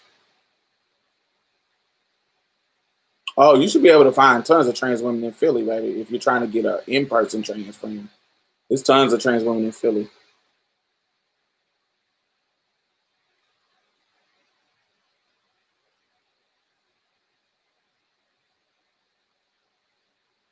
Yeah, yeah, definitely.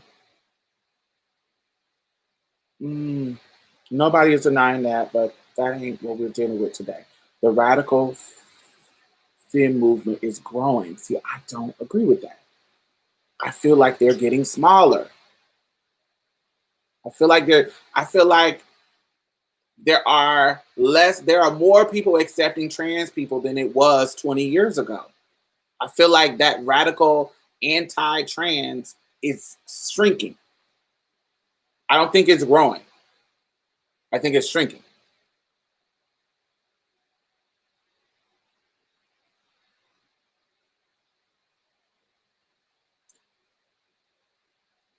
Yeah.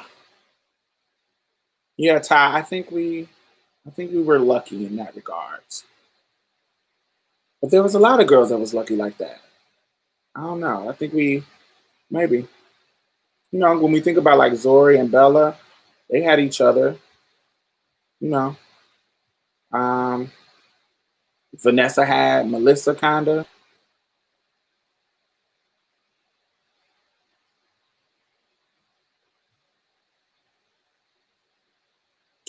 Yeah, Miss B, you don't have to. You don't have to take up space um, to build authentic friendships. You just go and have fun. You can go to a space where it's just about having fun and meet like queer spaces.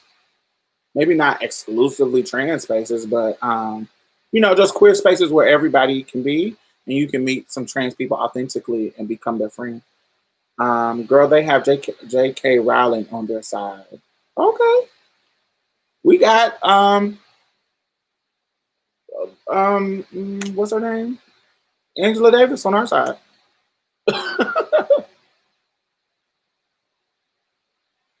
We got people on our side that's powerful, that's popular. Shit, you can even say Beyonce a little bit. They had trans women on their videos showcasing them. So I mean, I just don't think that. I think we what you think about the movement. I don't think it's growing. I think we just got two different points of view in regards to that. But that's not new with us, Ari. You know that. Same, Miss B. I really appreciate Diamond Ion and the Black trans women who commit their time to creating these platforms. That's all we got 4 minutes. Yeah, and we've been doing this for a while. Like the people you name, when we talk about Kat, when we talk about Brianna, when we talk about all the black girls on YouTube, we're doing it for a while. But I think that's work that a part of the collective work that we all are doing. That when we talk about there's like books by um, Brittany Cooper, um, all these black women books that are trans inclusive, um, Charlene Crothers. Like I think we all are doing the work. Like we all are doing the work to shrink those those groups.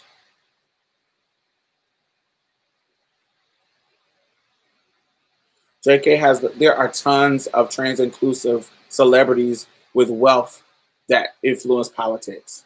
Come on, yo. Like you giving them all the power. Like there's no like we have no power at all. Thoughts on Black is King. I thought it was very uplifting for black men. I thought it was very uplifting for black people, men and women. Um, yeah. Thank you, Sid. Thank you, baby.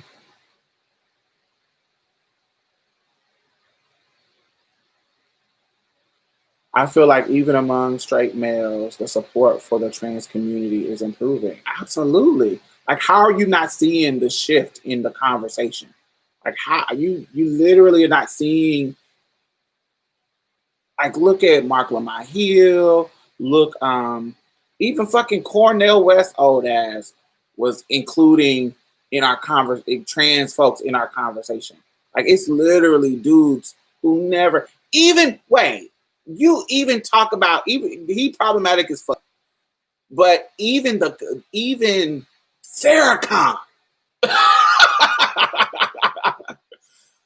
Farrakhan, I watched this a speech of his that was a total different speech. It wasn't all the way on our side, so I'm not saying that. But but it was a shift where I was like, oh, he's calling out the hypocrisy of people who judge us. Previously, it was just him judging us.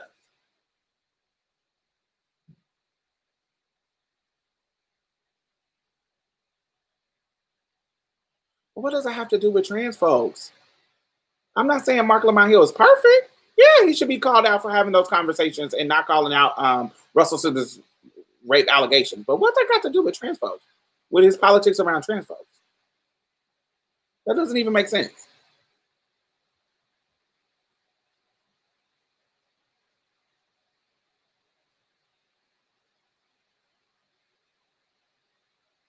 I gotta, okay. This doesn't mean naming these people don't mean that they're perfect or that they don't make mistakes or that. What I'm pointing out is how there is a shift in the cultural conversation, and there are men who are even having conversation being trans inclusive. It doesn't mean they're perfect. It doesn't mean that they are beyond reproach or don't have critique about other situations. But around the trans topic, there is a culture shift happening. And if you're not seeing it, I don't know where you have been paying attention. I don't know where you are at.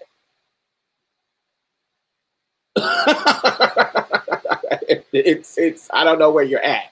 There is literally we are being mentioned for the first time on election stages, at election convention, Democratic conventions. Like there is a shift happening that is in our favor. Are we where we want to be? No. But there is a shift happening. Conversation, even this conversation. There is literally a shift happening. We literally got a whole show featuring trans storylines and trans actresses, not cisgender people playing actresses. Not cisgender people playing. 10 years ago, I remember we were talking about and raving about Kerry Washington playing a trans woman. 10 years ago, we were talking about that. Was it a hot time in Cracktown? I remember doing a video about it.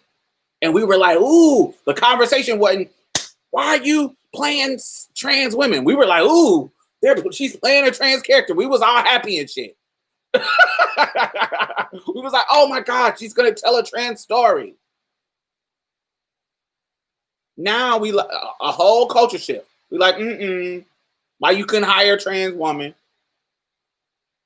Why you couldn't hire, and now the people is like, Halle Berry ass talking about, I ain't gonna, y'all brought it to me.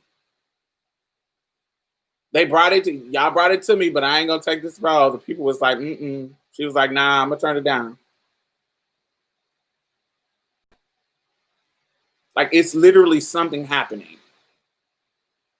It may not be as fast as you might want it or we might need it, but there is a culture shift happening. There is, evolution. Evolution takes time. Yeah, absolutely.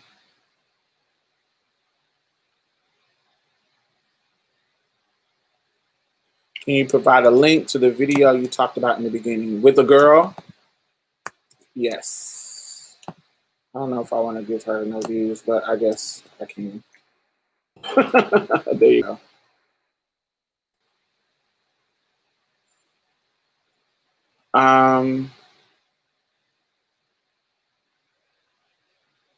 Oh, I wouldn't talk about the Tanya one. This is the one that I was watching. But yeah, there was a Tanya TKO live that I was not a part of, but I was in the comments for. And they were being weird. Even the trans women that was calling in was being weird.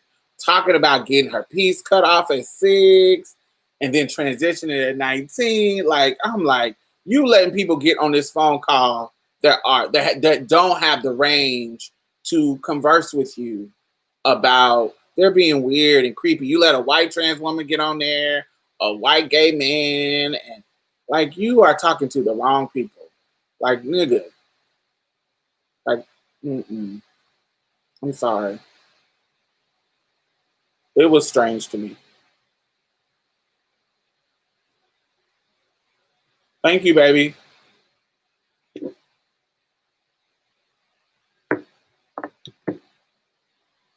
Thank you, Miss Snuggle.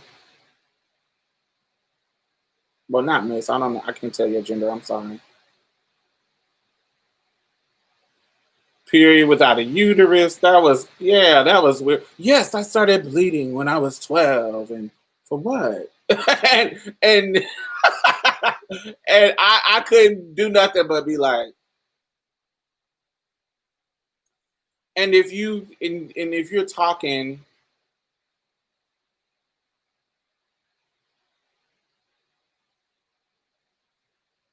if you're talking to these girls and you're talking to these people, I'm like, y'all are not even reasonable. Mwah. Thank you, Miss Nuggles. Like y'all, they were ridiculous on that. The trans folks that were calling in were ridiculous. The white woman didn't have the range because she's a white trans woman. They don't experience the same stuff that we do. Some stuff, but not the same. And so they can't talk about it in a certain way, particularly when talking to cis black women. There's a certain range that you need to have when you are talking to cis black women in regards to race and oppression analysis that they're going to have that we have. We can talk about stuff. There's going to be some things, even the men that were calling, they don't have the range because they're not oppressed in the same way. Cis white women, they don't have the range.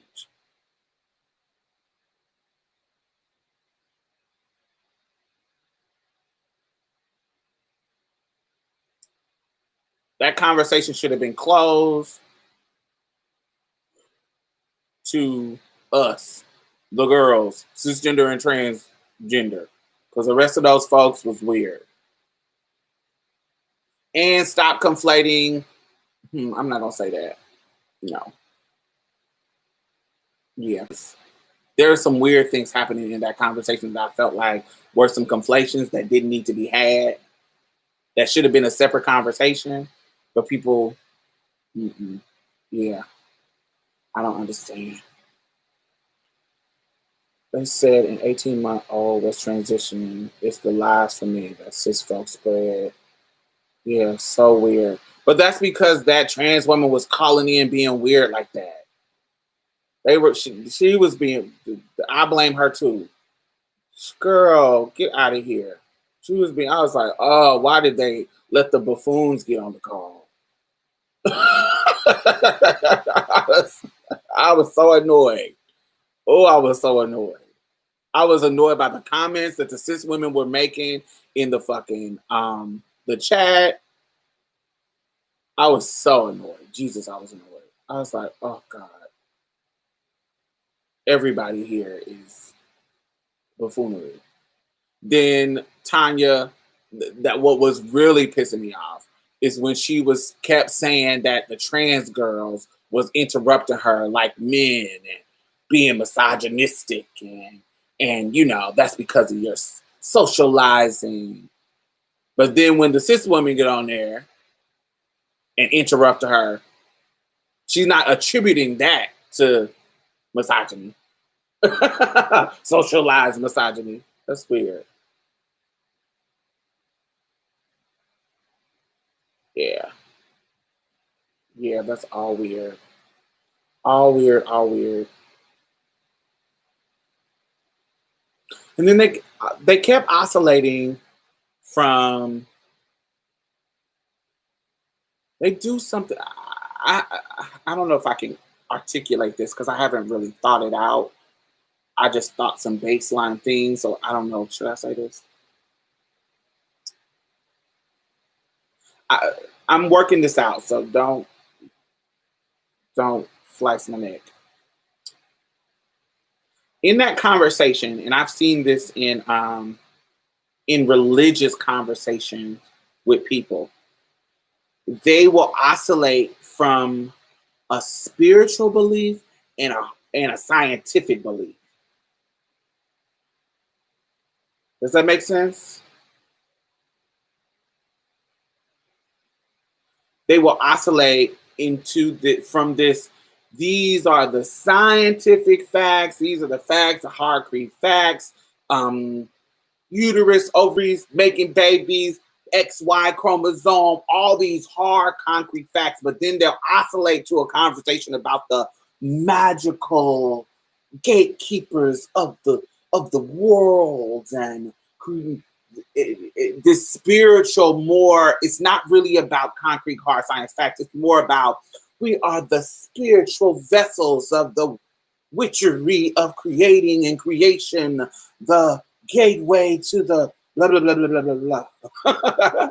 and that's like weird.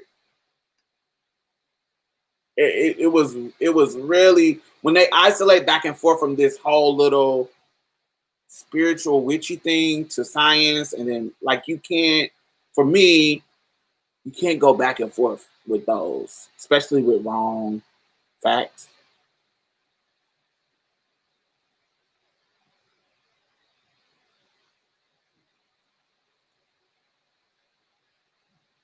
And church folks do that. Church folks do that a lot. Like it'll be, well, this is the biology, but well, God isn't a biological, like that. If you think about when in regards to, we can't prove whether God exists or not. Like if you want to be realistic, I believe I'm a believer in the Creator, but I can't prove it. I can't prove that God exists. I can tell you how I feel. I can tell you about how God has manifested in my life, but that's my spiritual journey. I can't scientifically prove that. I can't. And so you can have faith in this belief, but faith is just your strong belief in that. It doesn't mean that you can prove that it's right. You can't, it doesn't mean that it's scientific. That's why science and God are always, people always say, I don't care about what science say. Well, some Christians, I don't care about what science says. I believe in God. This is what I believe in. When we talk about evolution and creation theory, all those kind of things, like some things can be proven, some things cannot, and then there are people who ride that fence like, what if evolution was the way that creation happened? Evolution was the way that creation happened. So in that conversation, they were kind of oscillating back and forth from some spiritual stuff to science, wrong science stuff.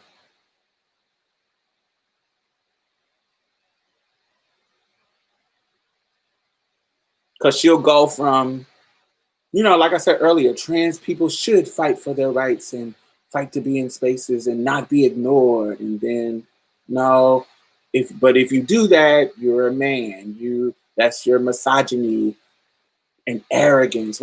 She said it's arrogant. It's your male arrogance that wants to force yourself into female spaces.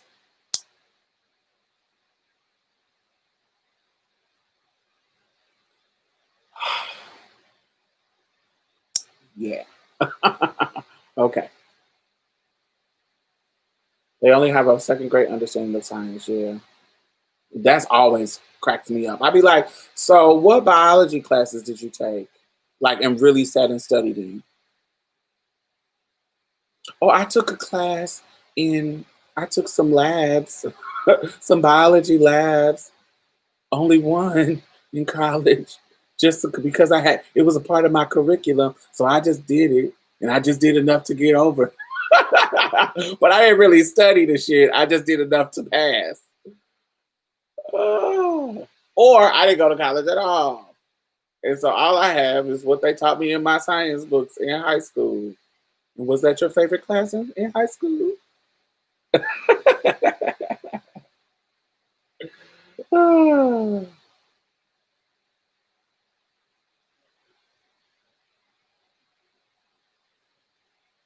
The conversation was all over the place. I think that's why she did another call-in show on the topic. Yeah.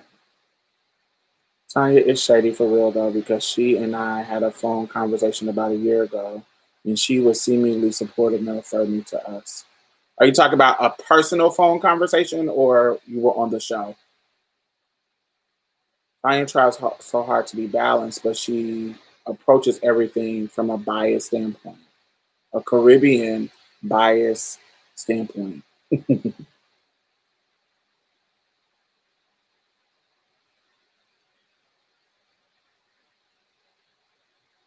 Oh, okay.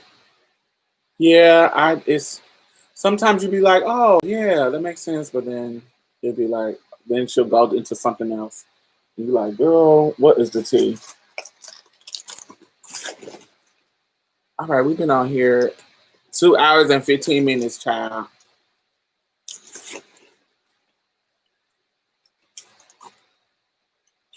Right. You took one basic biology class. I think Black women should have a space and a platform. Okay, I do too.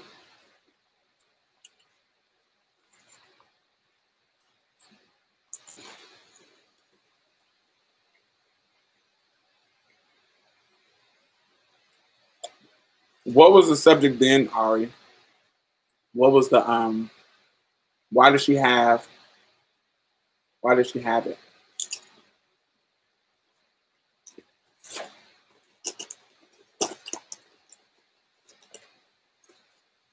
What her made how long ago was this? What made her have the live? Would I go on Tanya TKO show? No.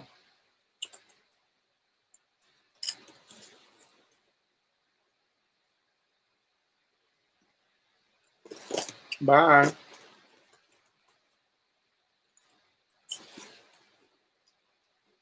Have a great day, Asia.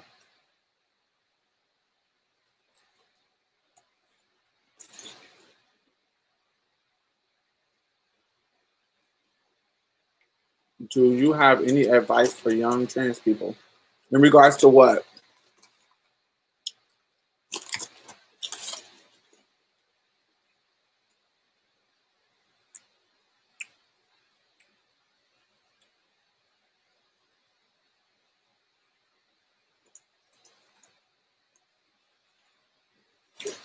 Mm,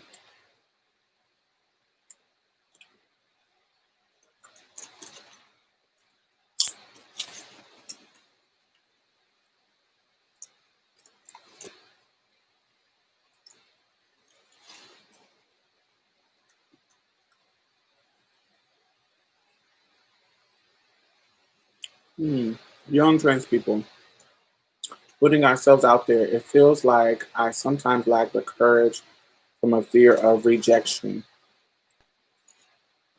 Hmm. I don't know. I can't help you in regards to building up courage for fear of rejection. What I always suggest young folks do is I don't know what where you are in life, but if you are like in your teens, I suggest um, getting on hormones as soon as possible. um, I would save. I would work. I would get some jobs. I would get like a job and put my money up for any kind of surgeries that I would want to have. I would do any, like, say you haven't transitioned yet. I would do any of the things that, like, say you're a trans woman, but you haven't transitioned yet, but that's your plan. Everything that you can do while still living as a boy, I would do. Like, say you still live with your parents and you feel like they're gonna kick you out if you transition. What I would do is I would get electrolysis. I would let my hair grow out. I would do all the things that I can do to still live as a boy. Even get on hormones until your titties start growing bigger and bigger. But the beginning stages of hormone, because they're going to be little to start off with, I would start, doing those little changes. Any little money that I can get, that I can go get electrolysis, that I can go and let my hair grow out and any little things that I can do and still live as a boy for the time being until I'm able to save enough money to get out of a house, that's what I would do. Because navigating going full time was a little hard. For me, in high school, it made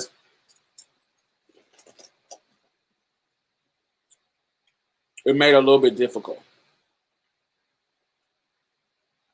Thank you, baby.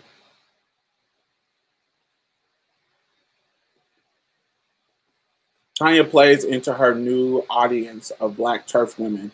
She didn't used to think like that a year ago. She was defending. Her view count was down to the anti-trans-ish. She went back to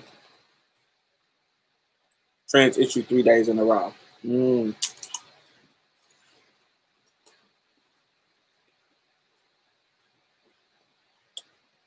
Yeah.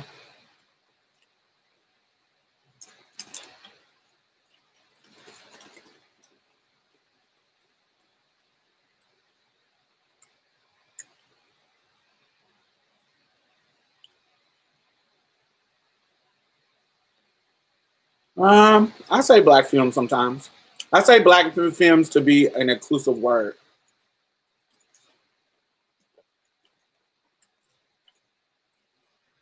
Because there could be some spaces where there's somebody who doesn't consider themselves a woman.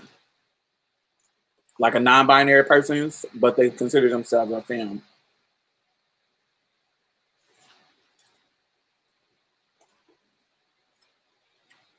She used to block transphobic commenters.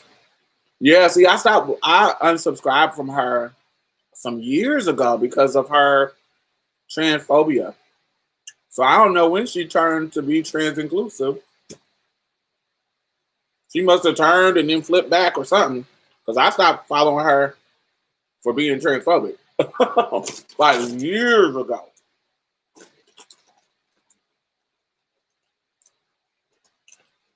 So she must flip back and forth.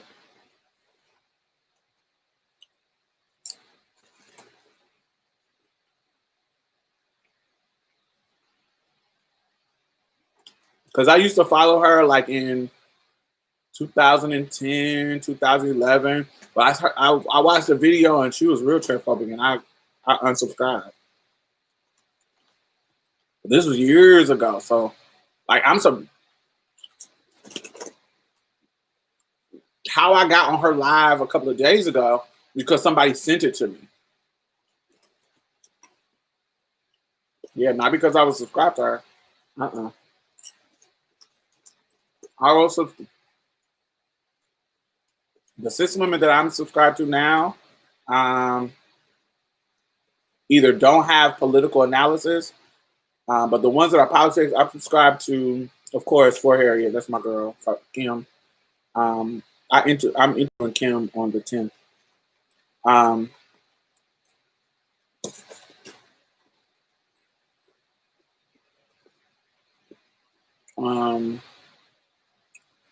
I follow Julesy. Julesy kind of annoying sometimes, but she don't be transphobic. That I be when I hear it.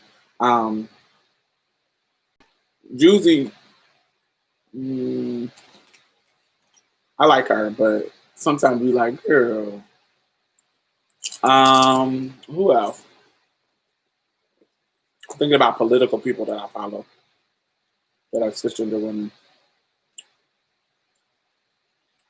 I think that's about it.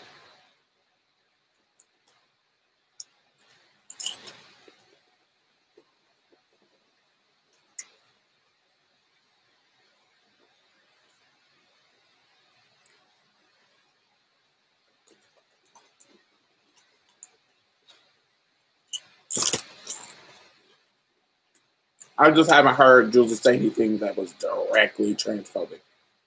Where I'm like, oh girl, bye. I haven't heard her. I've heard her just kind of dance around topics. Oh hell no. I'm definitely, you know, me and her, we blocked each other. She's a turf.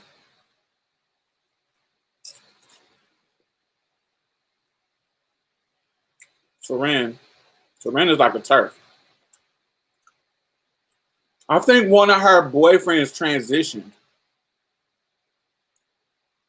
Y'all remember, I don't know if I still got that video up, but she had a video where when she used to have dreads.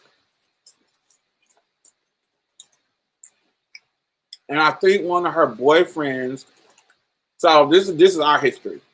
So years ago, she had a video. Remember when she hadn't cut her hair, she had dreads.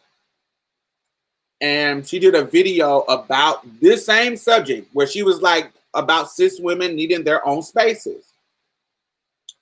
And she went into this whole story about, basically one of her statements was, "You not about to tell me to accept this man who has fucked me as a woman now, and he can be in my space. Because we done fucked. His penis has been inside of me." And I was like, what? And it was this whole thing about, it was just weird about this same subject, about people not being in each other's space or something. And in that video, and I was like, oh, this is really specific.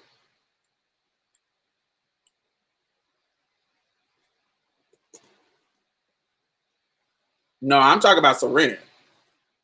I'm talking about the girl that was on Grapevine for a little as a panelist at one point. She be in her car doing videos.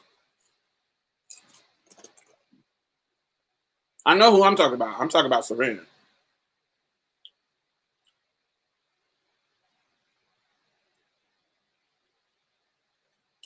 Serena, she got short curly hair now, but this is before she this is when she had dreads, before she cut her hair off.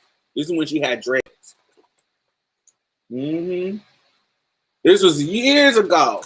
And she blocked me because let me tell you how old this is. Let me tell you how old this is.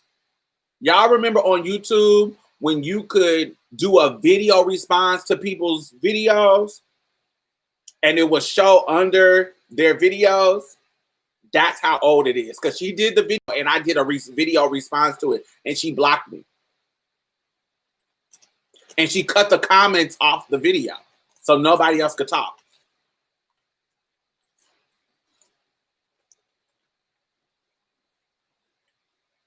You gotta be an old YouTube vet if you remember that. But yeah, it used to be where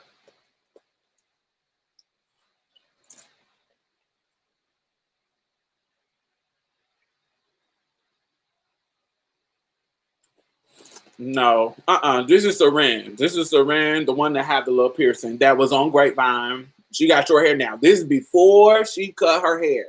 This is when she had dreads. Yep. And she was talking about somebody she was dating. I guess somebody she was dating had transitioned. And I was like, ooh, this is real personal. I was like, because it's real specific.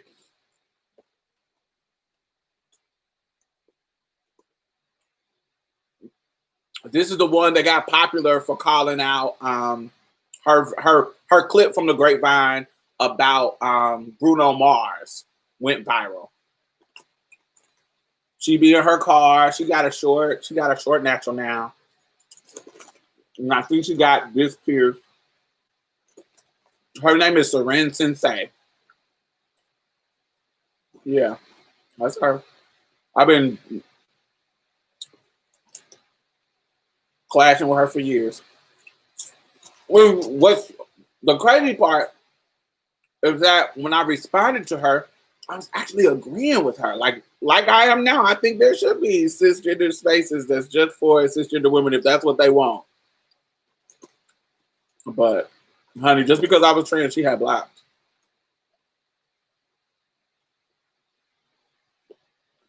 Right, Ari. I said that. I was like, she sure was like this a couple of years ago, honey. She sure was not. She sure was not.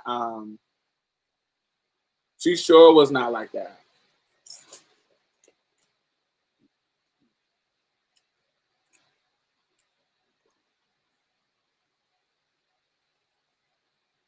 Yeah, she was not like that a couple of years ago. Now, Tracy, I said that, but I said that with the caveat. I said that with a caveat. I do think that there should be cisgender women only spaces when they need them. But when we're talking about something that affects all of us and you are trying to make it a cisgender space only, I think that you are being transphobic. Now, if it's something specific to cis women that is specific to their oppression, yes, I think if they want to talk about that alone in their own private space, absolutely. But if we're talking about something like domestic violence, we're talking about something like intimate partner violence and homicide. Like when we're talking about those things that affect both of us, I don't think that that needs to be a trans exclusive space or a cisgender exclusive space. It needs to be all of us talking about that because we all are being oppressed and killed by Black men. And we need to have a conversation where we all are including that conversation. But if it's something really specific to cisgender women, yes, I think that they should have the right to have their own spaces.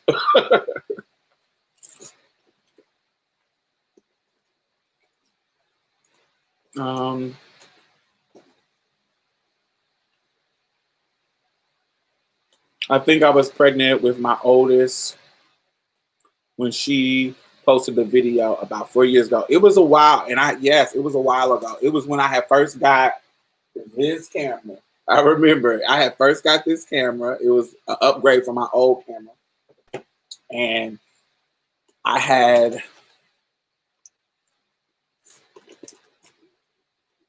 then somebody had sent it to me. And I was like, what? And I agreed with her. I said, I think cisgender women should have the right to their own spaces. And she still blocked me. Still blocked me. And she cut the comments off the video and then privated the video.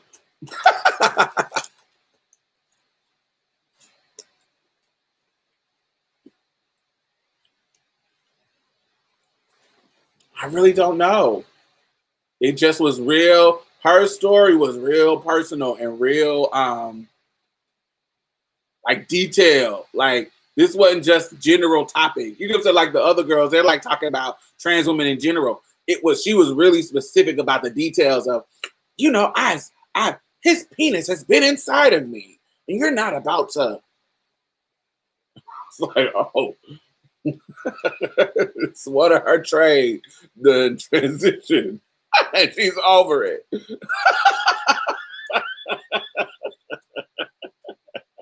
She is evil about it, baby.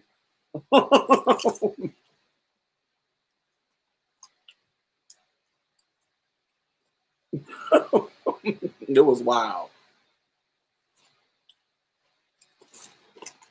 So I was gagged when I see her. When I see, it really wasn't like that. She just was giving. She was just basically saying that that she doesn't have to accept trans women, especially a trans woman that, you know, she done fucked. That has penis has been in. She kept emphasizing his penis has been inside me. I was like, okay, Miss Serene girl. What's going on?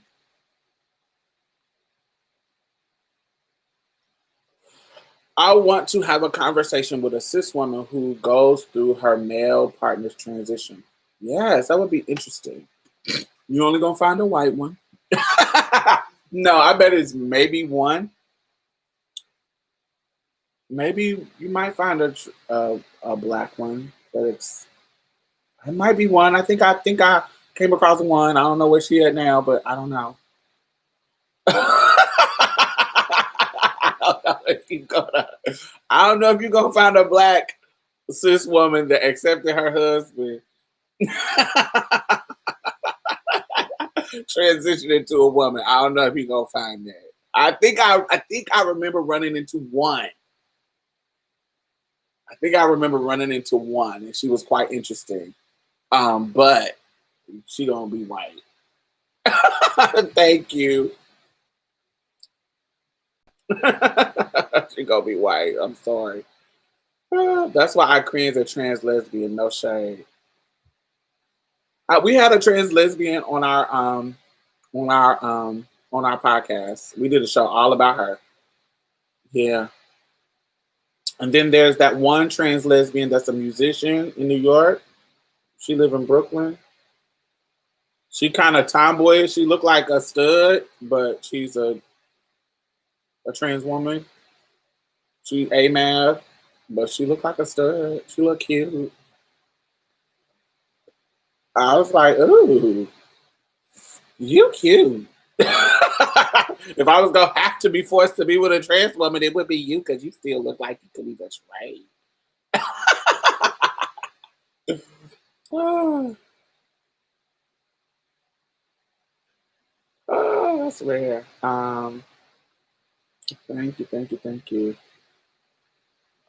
Yeah, Genuine Beauty. Yes. That's her name. Yeah.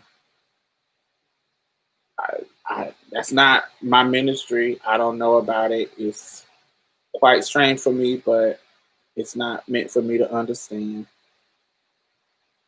So, I kind of understand it a little bit, but it's like, ooh, that's so far away from me that I don't know. I don't know. Yeah. So before I get up out of here, we've been up here. What y'all want to talk about? Anything left? When is Miss Diamond going to be someone's wife? Never. I am somebody's, never again. I'm somebody's wife right now. On paper, I was married in Fulton County, Georgia, to a black trans man named Neo Sanja. That is my legal husband.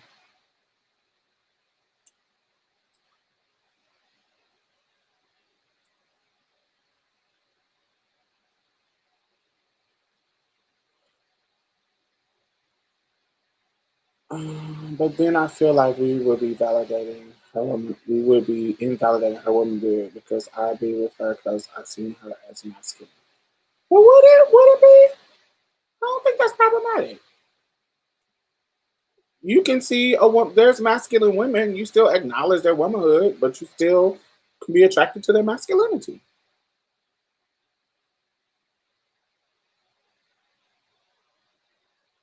Yeah, I am somebody's wife. You know, even though it's platonic.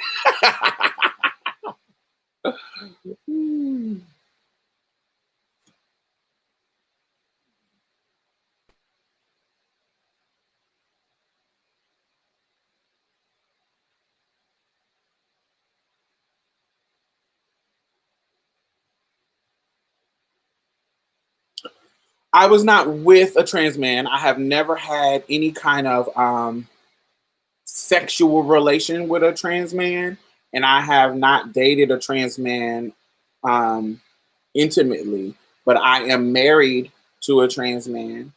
I don't want to talk about the details of it, but I am technically married to a trans man.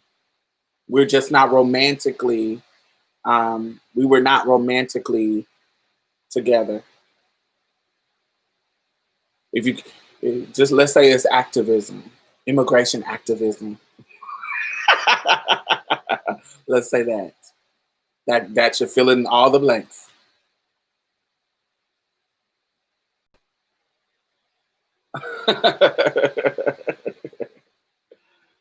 Now I'm gonna have to delete this video.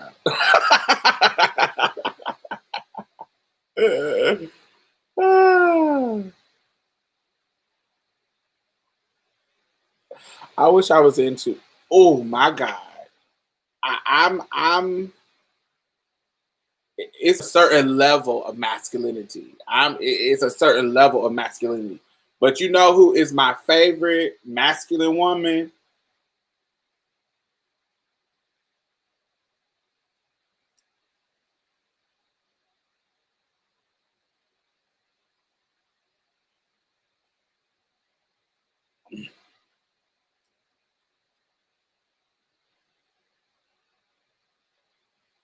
This motherfucker right here.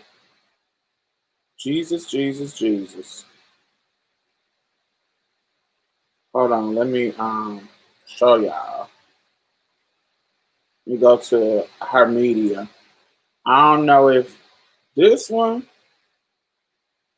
Oh, this thing is so fine to me.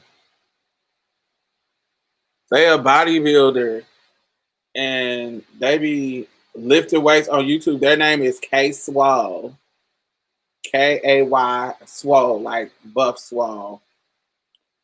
And their body is so sexy.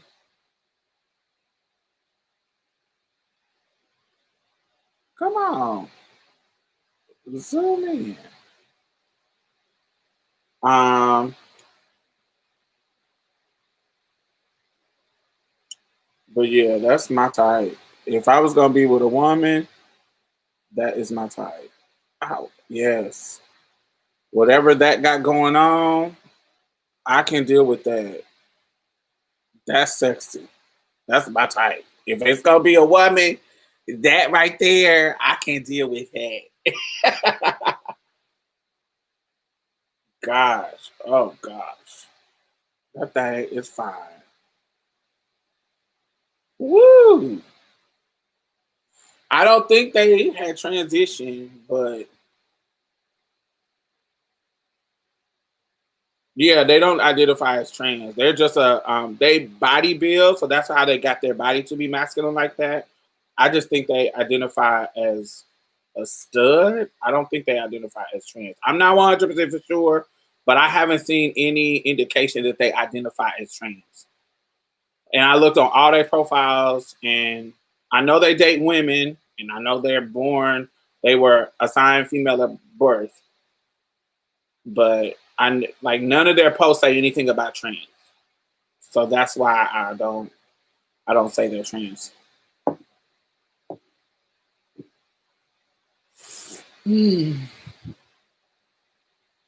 Tanya ass is listening. She listening to who?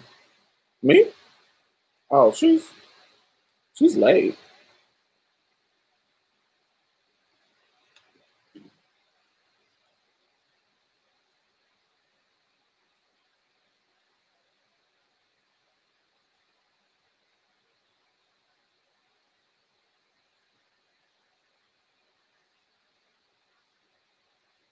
Thank you, baby.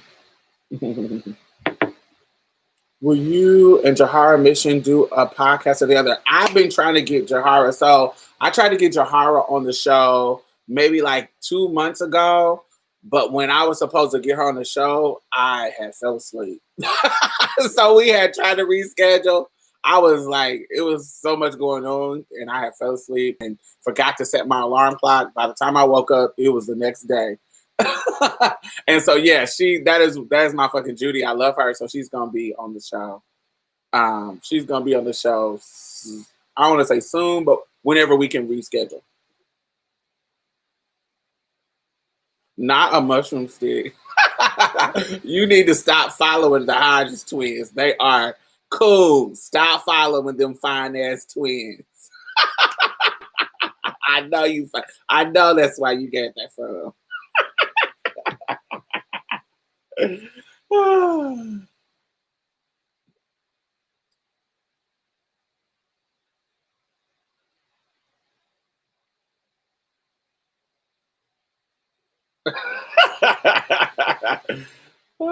Stay where y'all at. Yes.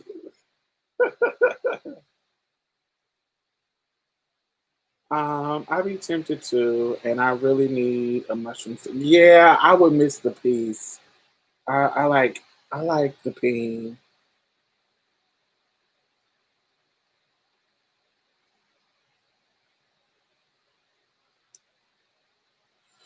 Yeah, she did, and I think she was right. Like, I don't think they should have chimed in. I think any dude that called who had something to say, she should have went off in the same exact way, Shanette. I think that any dude that called, cisgender or gay, straight, honey, that she should have said, get out of here. This ain't y'all. Stay out of women's business. Stay out of women's business. What Nene say? This is what you need to do. You need to stay out of women's business. Y'all remember when she said that to old boy? This is what you need to do. You need to stay out of women's business. I thought I needed a piece until I met my husband who's trans. I think I could get over it. If they look, I think I could get over it. I think I'm over body parts. I think I'm almost over worried about body parts. I think I can't say I'm 100% for sure. But yeah. Yeah, I think, I might can get over body parts if they got it going on. Like that motherfucking Marquise. Woo. I definitely could be in love with him. But yes, Shanette, Tanya, yeah, she got mad over the guy calling, and I think she should have. But I think she should have got just as mad when the cisgender guy called and put his 2 cents in. Same thing. They should have stayed in the place. She shouldn't have accepted cis male callers at all.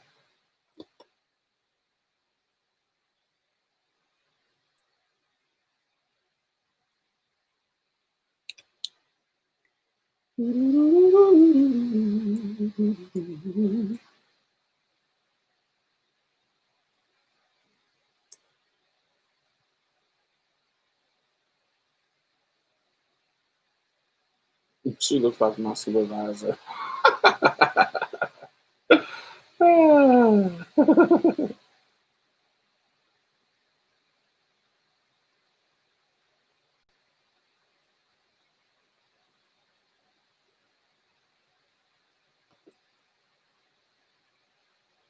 Yeah, I can see that. That whole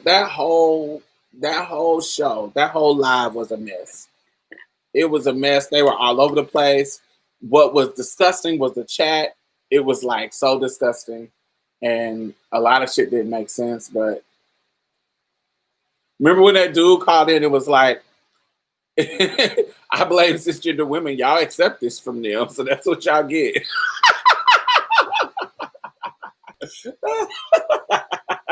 When the cisgender guy was like, Black women accept them. Y'all been accepting them, so this is what y'all get.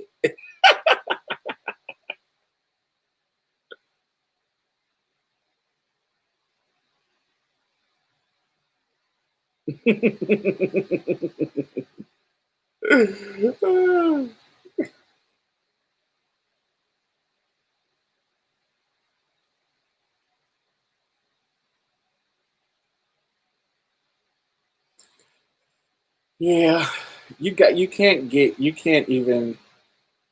I say this all the time as far as race. I'm not gonna go over to. I'm not gonna go talk to Ku Klux Klan members to try to get them on our side to dismantle this system that they have the power in. I'm gonna talk to the white racist liberal. I'm gonna talk to the girl or guy who voted for Hillary. I'm gonna talk to the ones that say, I'm not racist. I don't see color. I think Black people should have their rights. I'm going to talk to them because they're closer over here where I can push them over and teach them. A person way over there who can't even respect me as a human, I can't fuck with them. And that's the same thing. That's exactly how I do with cis women. If they can't acknowledge my womanhood, I can't. There's no negotiation. There's no conversation that we need to have. There's no nothing to talk about. Bye-bye. I can't even talk to you. You don't even acknowledge my existence. So I can't, there's nothing. I'm tired of hearing the word spaces though. Yeah, I would like to understand which spaces are we talking about. Because if it's just in general, then, then I think it's silly.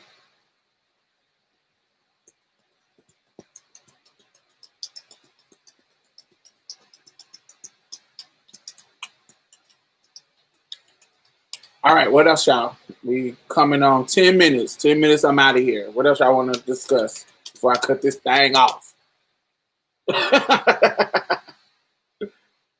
Spaces, baby. Cisgender spaces. Spaces where we're free to down you trannies. The spaces where we're free to put you trannies in your place without you calling us transphobic. We could just be around the girls with real uteruses that bleed, and we can put you tranny men's in your place.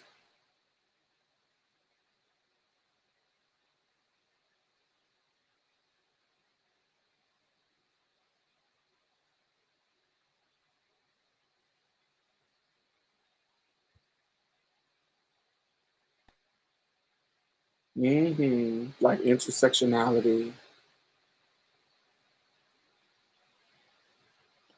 Do you feel like social media has placed more pressure on trans women to maintain a certain level of passability? No. I think social media has given trans women a platform. I think social media has given various manifestation of trans women a platform, so you can see multiple versions of what trans women look like. When we talk about non-binary trans women, it's so many different iterations of what a trans woman is that it gives people a new idea of, ooh, I can be like this. I don't have to just be, because back in the day, the emphasis was pass. Oh, you got to pass. Now it's like we're dismantling that.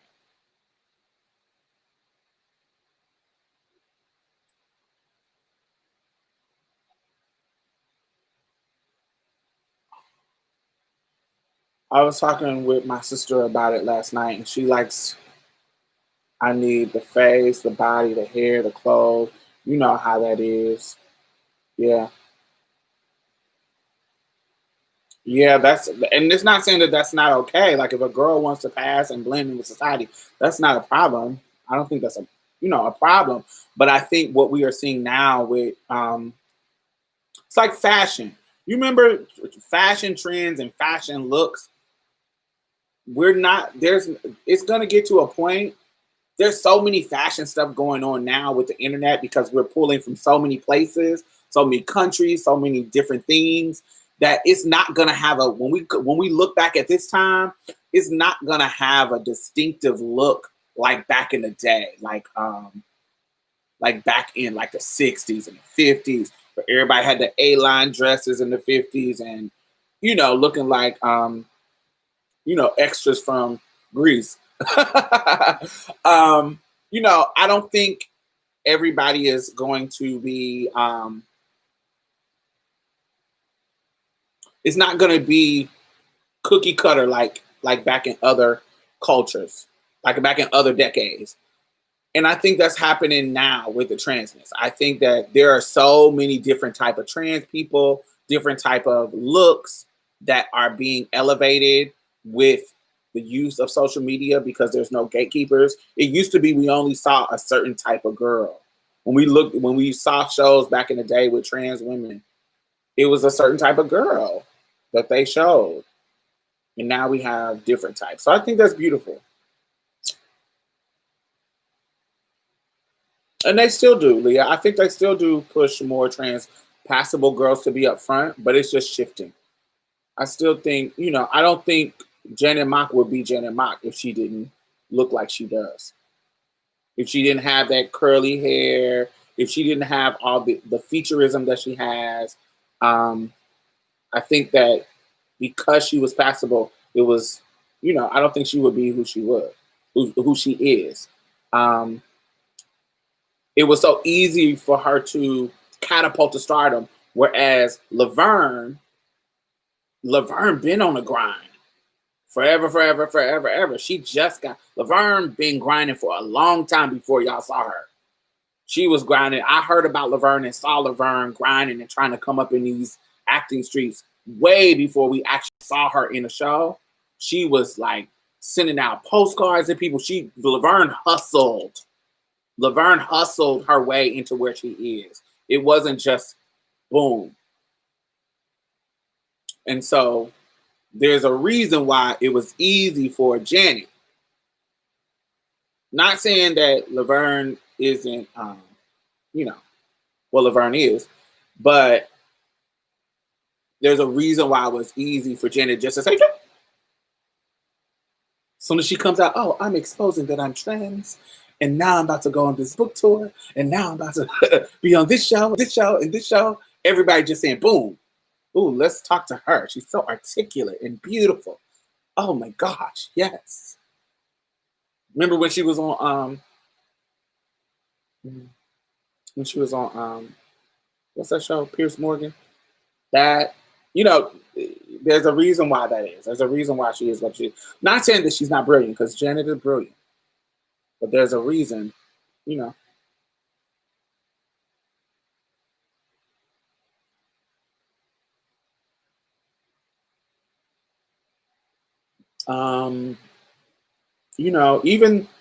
look at the girls on Pose. There's a reason why the girls got the position. Like, those are beautiful girls. MJ is beautiful. Lulu, Haley Sahar is beautiful.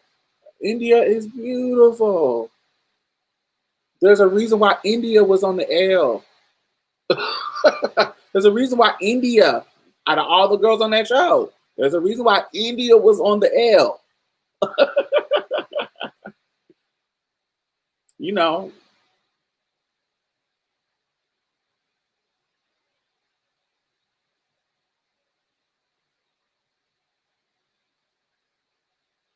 Remember, she was born a baby, not a. Yeah, born a baby, not a boy. Yeah, that was funny. I remember that.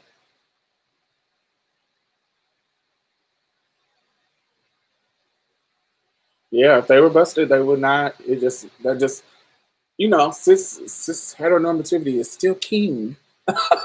It's still king. We are still in a cis dominant world, and looking the part gets you in the door secretly or even non-secretly.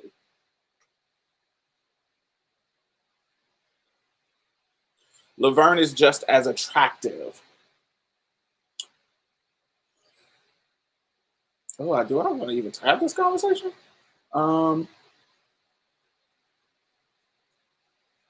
There's a difference. I've talked about this before. There's a difference between being pretty and passable. You can be pretty and attractive, but not be passable.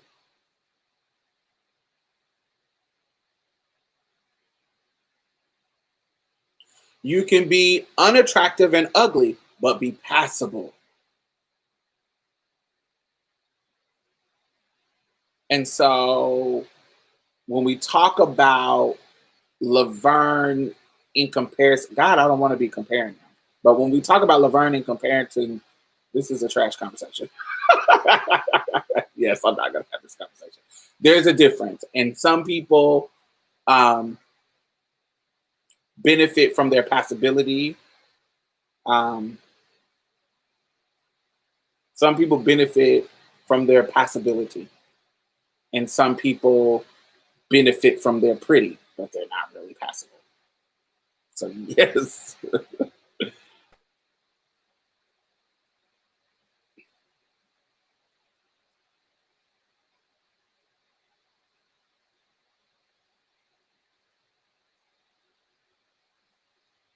I hope that makes sense. Shanetta.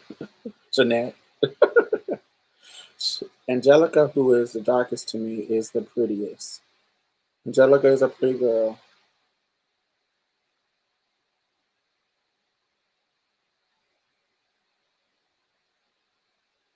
And then her size, she's so small and petite.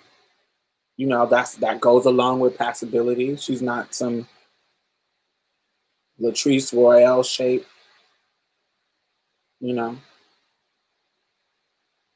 Yeah. You look at I'm trying to think of who, and it's all relative, but some things are not relative. It's just the range. Like I think like there's some popular girls who are beautiful, but they're not passable to me. I think when you see them, you see, oh, that is a beautiful trans woman. You don't see them and say, I don't think they're trans. You look at them and say, oh, you're beautiful. You're beautiful, but I know that you're a trans woman. You're not passing, but I know you're beautiful.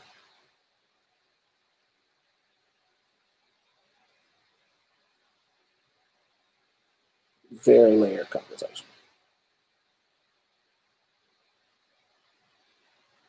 Um, Laverne gives face. Yes, I think Laverne is beautiful. It definitely has benefits. I hate that though. I mean, they're 6 foot. Well, it's not just about petite and small. Does not necessarily has to be. There are tall, like Jessica Zyrie, the model trans woman. If you meet her in person, Jessica Zyrie is her body. She's tall, but her body is petite, small, and model-esque, slender. Jessica lives here.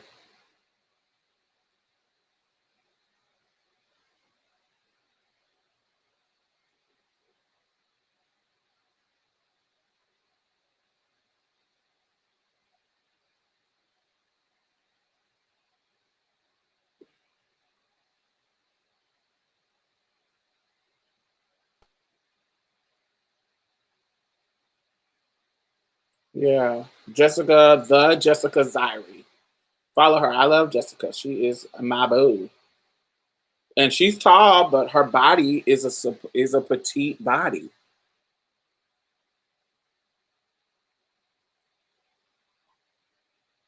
And when you see her in person, she's not thick. That girl is skinny, but she's tall. So I think, I don't think it's necessarily.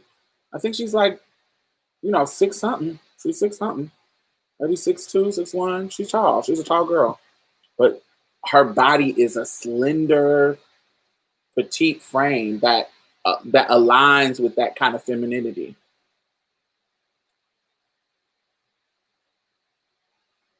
And that's why she has, all the followers that she has, 13.5K, because she fits. When you fit into it, not only not only are you attractive and people are like, ooh, you are doing, like literally, they accept your transness is more acceptable when it fits in cis boxes.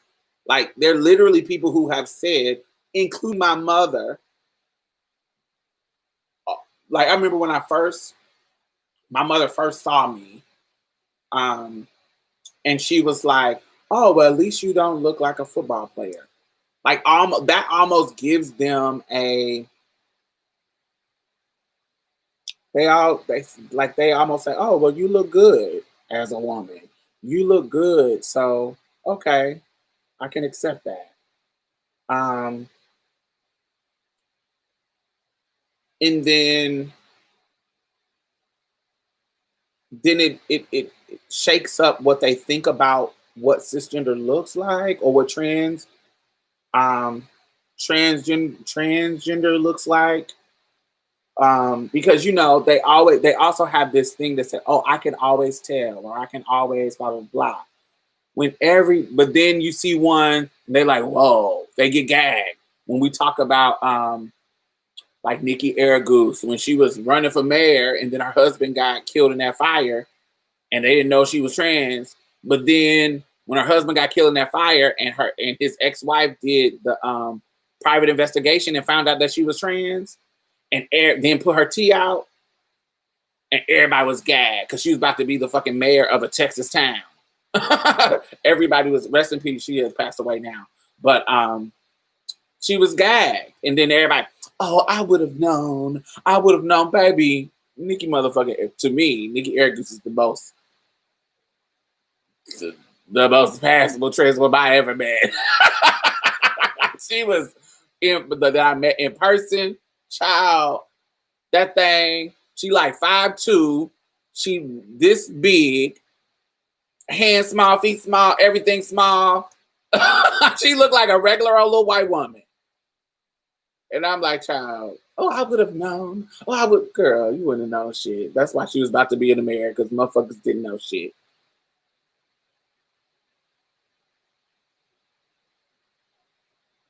Yes.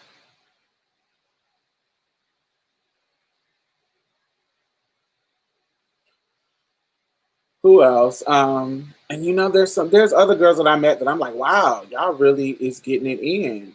I think I'm passable. Like I said, I think I'm passable enough to maneuver in the world, like without having any kind of issues.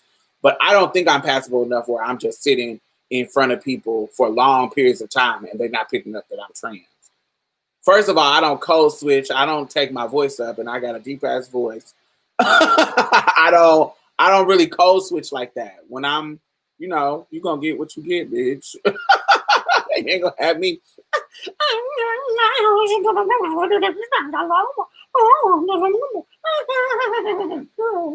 I'm not doing all that.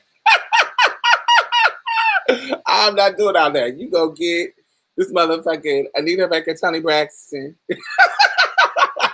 You go get this honey Phyllis Hyman, baby. You gonna get what I give you, ho, and you gonna take it. And I'm a woman. Thank you. You is not about to get me sounding like motherfucking Mickey Mouse just to pass. Get the fuck out of here.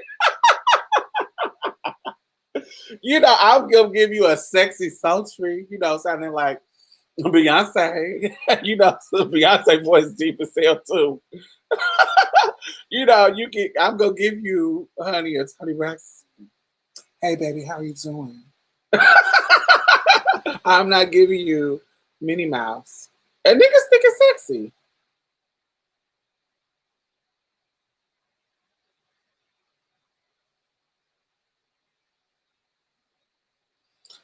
There are black women. There's white women with deep voices.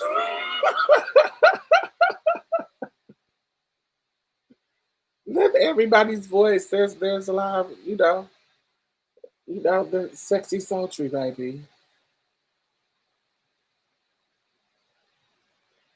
Jocelyn Rose, I don't know her.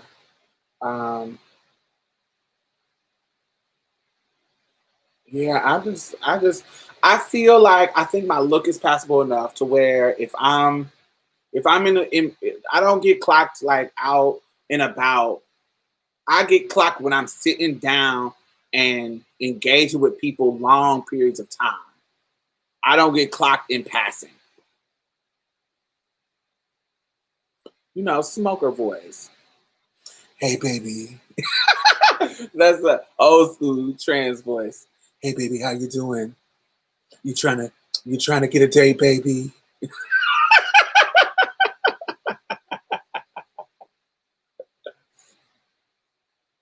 "Hey mister, you trying to go for a ride?" Cis women clock me relentlessly. I'm trying to think of who. No, baby, regular people don't clock me. Kids. If I get through with some kids, I know I'm having a beat day. I'm looking sickening. It's kids that'll get me together. It's kids. Kids will get me together, baby. And it's almost like they're not clocking you. They just don't understand why your voice is like that.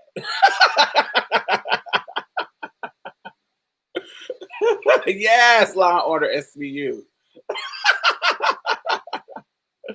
Yes, it's kids that'll get me. And they'll see the fish. They be like, ooh. And they'll be like, you look like a girl, but you sound like a boy. Why do you look like a girl, but sound like a boy? The kids will get you together. They will definitely. You got to either switch it up with them or, honey, you're not getting through.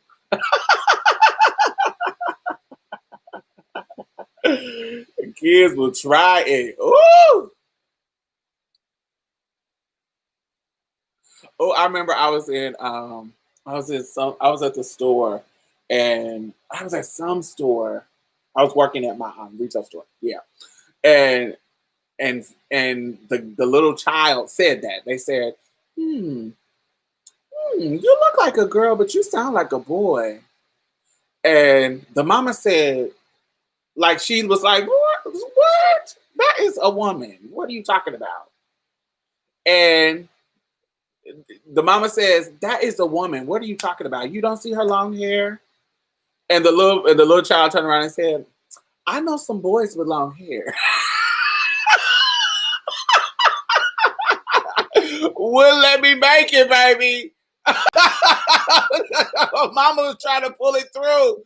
And baby, the child said, you stay in your place. Let me ask this person what's going on.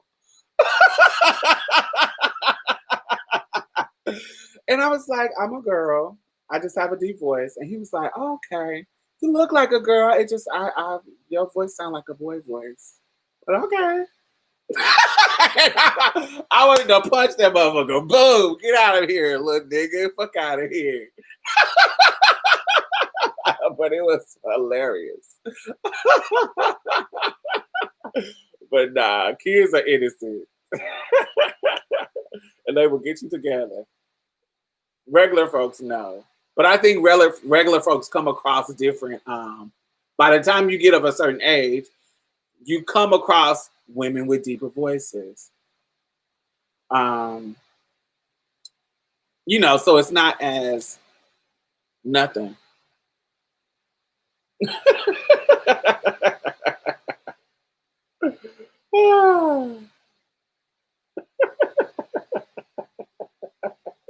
That's the truth, honey. I keep it real. That's just what it is, That comes along with the territory if you one of those girls. All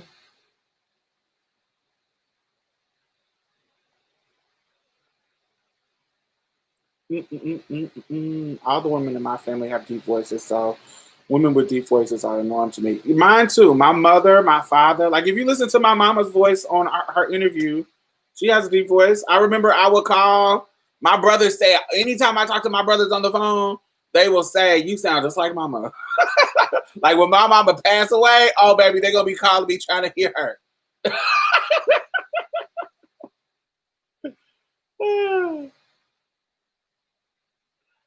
We talk about Black and King next week. I have a question to pose. I actually tried to already have the conversation, but everybody was talking about everything else. Friday. My Friday video was supposed to be about Beyonce. But what do you want to talk about? What about it? I have a question to pose. What's the question? While I'm still here, honey, this is going on 3 damn hours. Over 3 hours.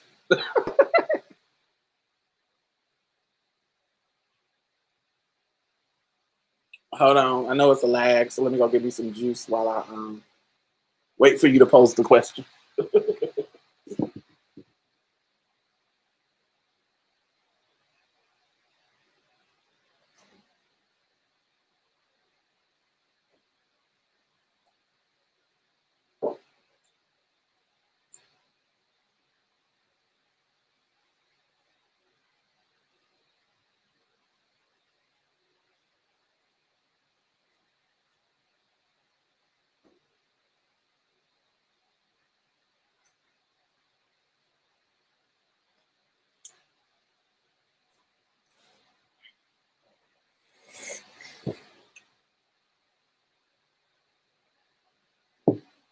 Still nothing.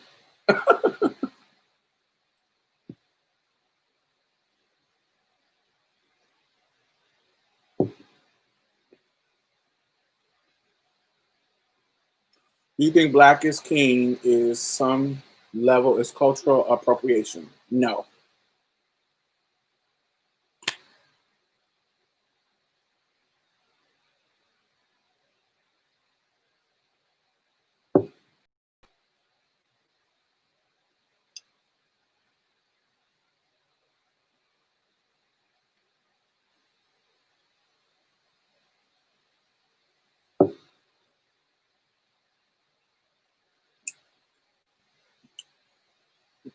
Beyonce featured Black African artists on her music, had those artists in the video, had them in the video where she wasn't in the video, had them taking up so much space on her platform, on her film, showcasing Blackness across the diaspora, from African to African American to Caribbean, for all the depictions.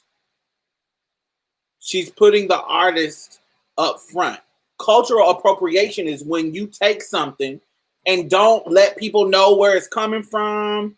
Don't let people don't like make it seem like it's yours. Madonna, but even Madonna, voguing, even she had voguing people in her video, so I don't even want to give that to her. But when you take something and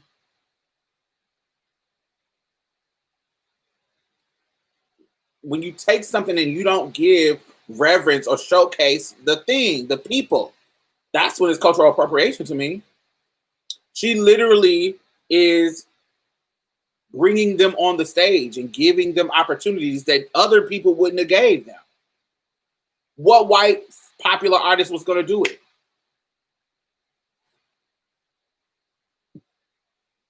I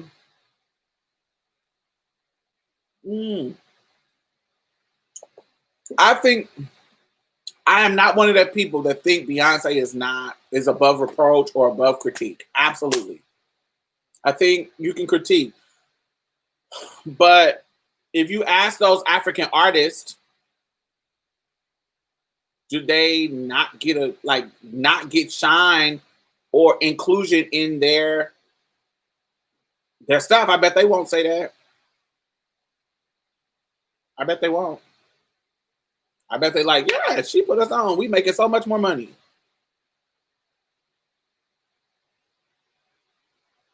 Who was look at Taylor Swift. Look at Taylor Swift when she went and did that safari video in Africa. What? Yeah, but what is it? Wildest Dreams, the video that she did that on? It was like, what? Why are you in Africa, girl? Get out of here. But what Beyonce did, I just don't think that is cultural appropriation.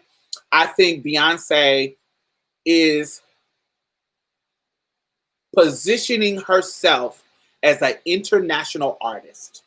And when you get to a certain level, like people hate when you say this. People hate it. But it's the truth. Beyonce is the Michael Jackson of our time. In the period. She is not Michael Jackson. Michael Jackson was Michael Jackson in his era. But when we talk about right now, Beyonce is solidifying herself as a Michael Jackson-esque. She is building her own name. So you are no longer going to compare her to Michael Jackson. She is doing her own thing. She is now creating an international persona. And one of the tenets of that international persona is to be pro-Black in a way that Michael Jackson was never. Michael Jackson was pro-Black behind closed doors. But when we talk about what he put out in the public, it was very white friendly. But in the era that we are now, where Black Lives Matter, she has to take it to the next level. And the next level is to go to Africa, not just go there like Michael Jackson did and show the poverty and show the da da da da da. She's in a different place in time. She is trying to take herself and be an international artist. So it's like, boom, I'm showcasing Africa in a different light. The artistry, not just because you remember when Michael showcased Africa, it was more about the negatives that was going on there, which wasn't bad at all. That was in his era. That was appropriate for his era.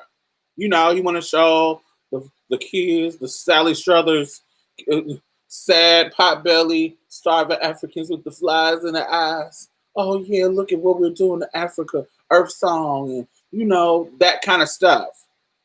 But we are in a place in time now where we are showcasing beauty. We are showcasing the richness. We are showcasing, you know, not just the poverty of Africa. And so it would be crazy for her to do that. That would be weird. So what to me, but we also are in a time where Black culture across the globe is homogenizing. And so this film to me is her solidifying herself as an international global superstar who is showcasing the diaspora, not just Africa. She's showcasing the diaspora. Because there were some things in there that weren't African. That was hood, Houston as fuck.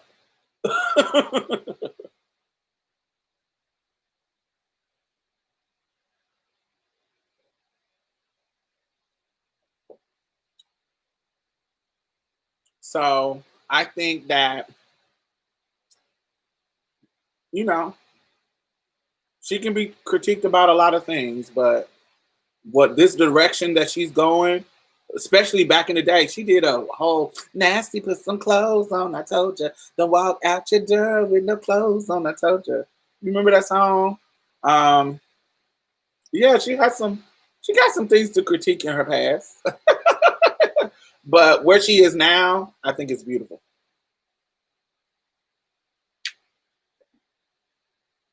I think that she is taking risk. She is she doing this capitalistic thing, baby. That's a critique that you can have. She's doing this capitalistic thing down, but you know, I'm a hypocrite in regards to that. I'm anti-capitalism until it's Black women doing it. Sorry. I love when Black women are doing capitalism right. It's just something about that makes me feel good. It makes me feel like, yes, let's get your coins, bitch. Yes. But she is doing that capitalist shit. I didn't feel that in somebody was critiquing some showboating and doing that capitalistic stick on the film, but they only did it, if you pay attention, the story is about it's the reimagined Lion King story. When they were talking about money and had the white people as their butlers and all that kind of stuff, this is when Simba was in the Hakuna Matata stage, where it means no worries. That was a part of this place where he was still a little boy. He was still he was trying to transition to be a man.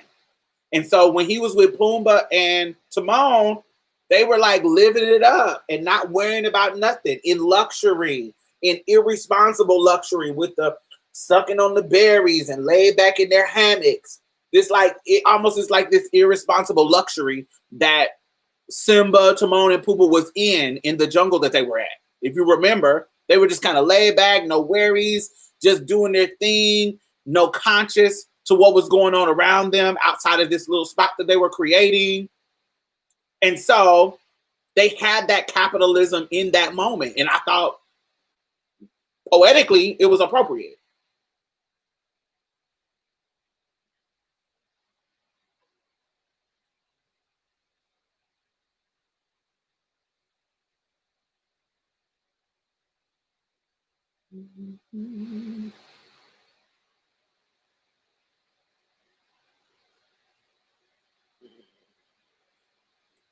I think it's a reach to call Beyonce cultural appropriation. Black people are African.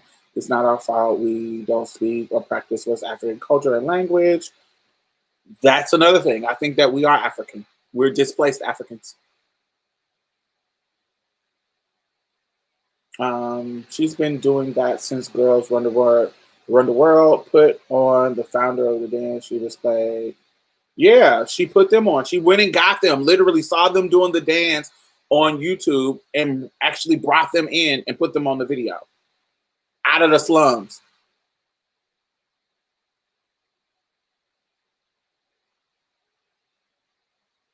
So many African dancers and musicians were showcased and placed on the payroll. Boom, right. That's how you do it. You're paying these people for their work and y'all are collaborating. It's not like you're taking it. She's adding what she does and what they do and put it into, a project. That's collaboration. And if they're getting paid, and they're getting showcased, that's not appropriation. No Name is a type that has a lot to say about everyone. Yes.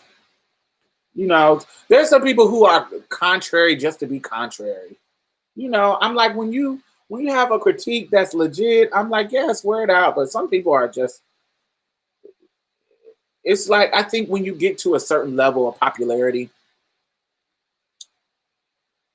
people, like, it's lucrative and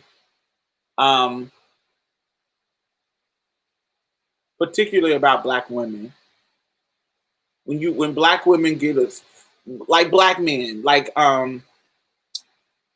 they know if they say something juicy about Black women, it's gonna cause up a stir. It's like clickbait. Like, people will say something negative about Beyonce, they probably don't give a damn. But just because they want to say it about Beyonce and they know it's gonna get a response, they'll just say it. It could be full of bullshit, but just because they go get a response, they'll just say it. You can tell when it's something thoughtful because they'll break it down with some serious thought. When we think about Bell Hooks and when she was talking about, about Beyonce type of feminism.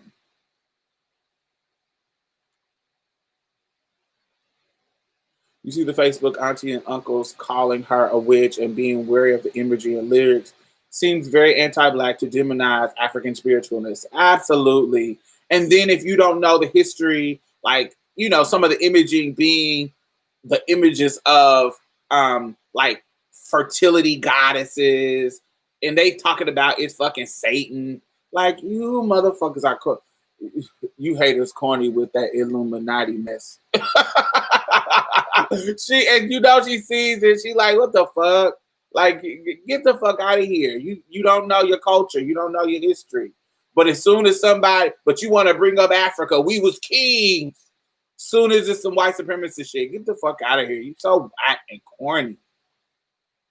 So whack. So whack. And not realizing that just because you caught up in Christianity is aligned with white supremacy and white American patriotism. Like, fuck out of here. Like, so there's going to be times when some African shit looks like it's Satan because these motherfuckers done demonize Africa. Anything that had to do with the earth from Africa. They done demonized it. They made voodoo and any kind of those religions seems like fucking demonization. So if you have bought into the white Christianity, of course your ass is gonna see shit as satanic.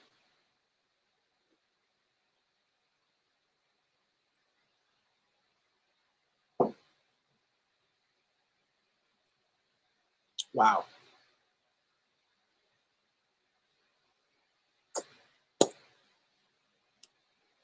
Mm-mm-mm.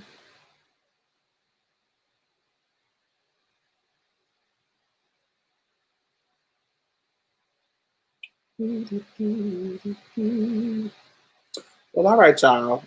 We've been on here for 3.5 hours, y'all. I think we have talked enough.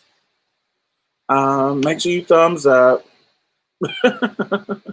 Wow, it's 32 thumbs up. Yay! That's the most thumbs up that I've had on a video. More than the people watching. Yay!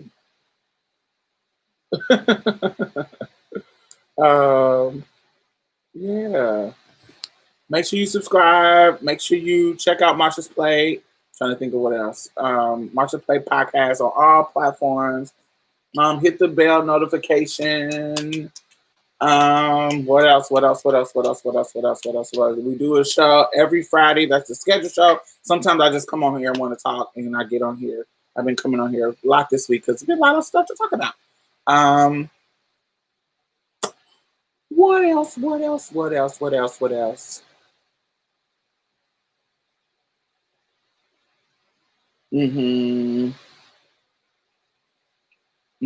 Definitely, Nicole. I agree. Let me think. What else? Nothing else. Thumbs up, follow. Follow me on Instagram, Diamond Styles. Follow me on Twitter, Diamond Styles. What else? Nothing else. All right, y'all. Y'all be blessed, and I'll see y'all Friday.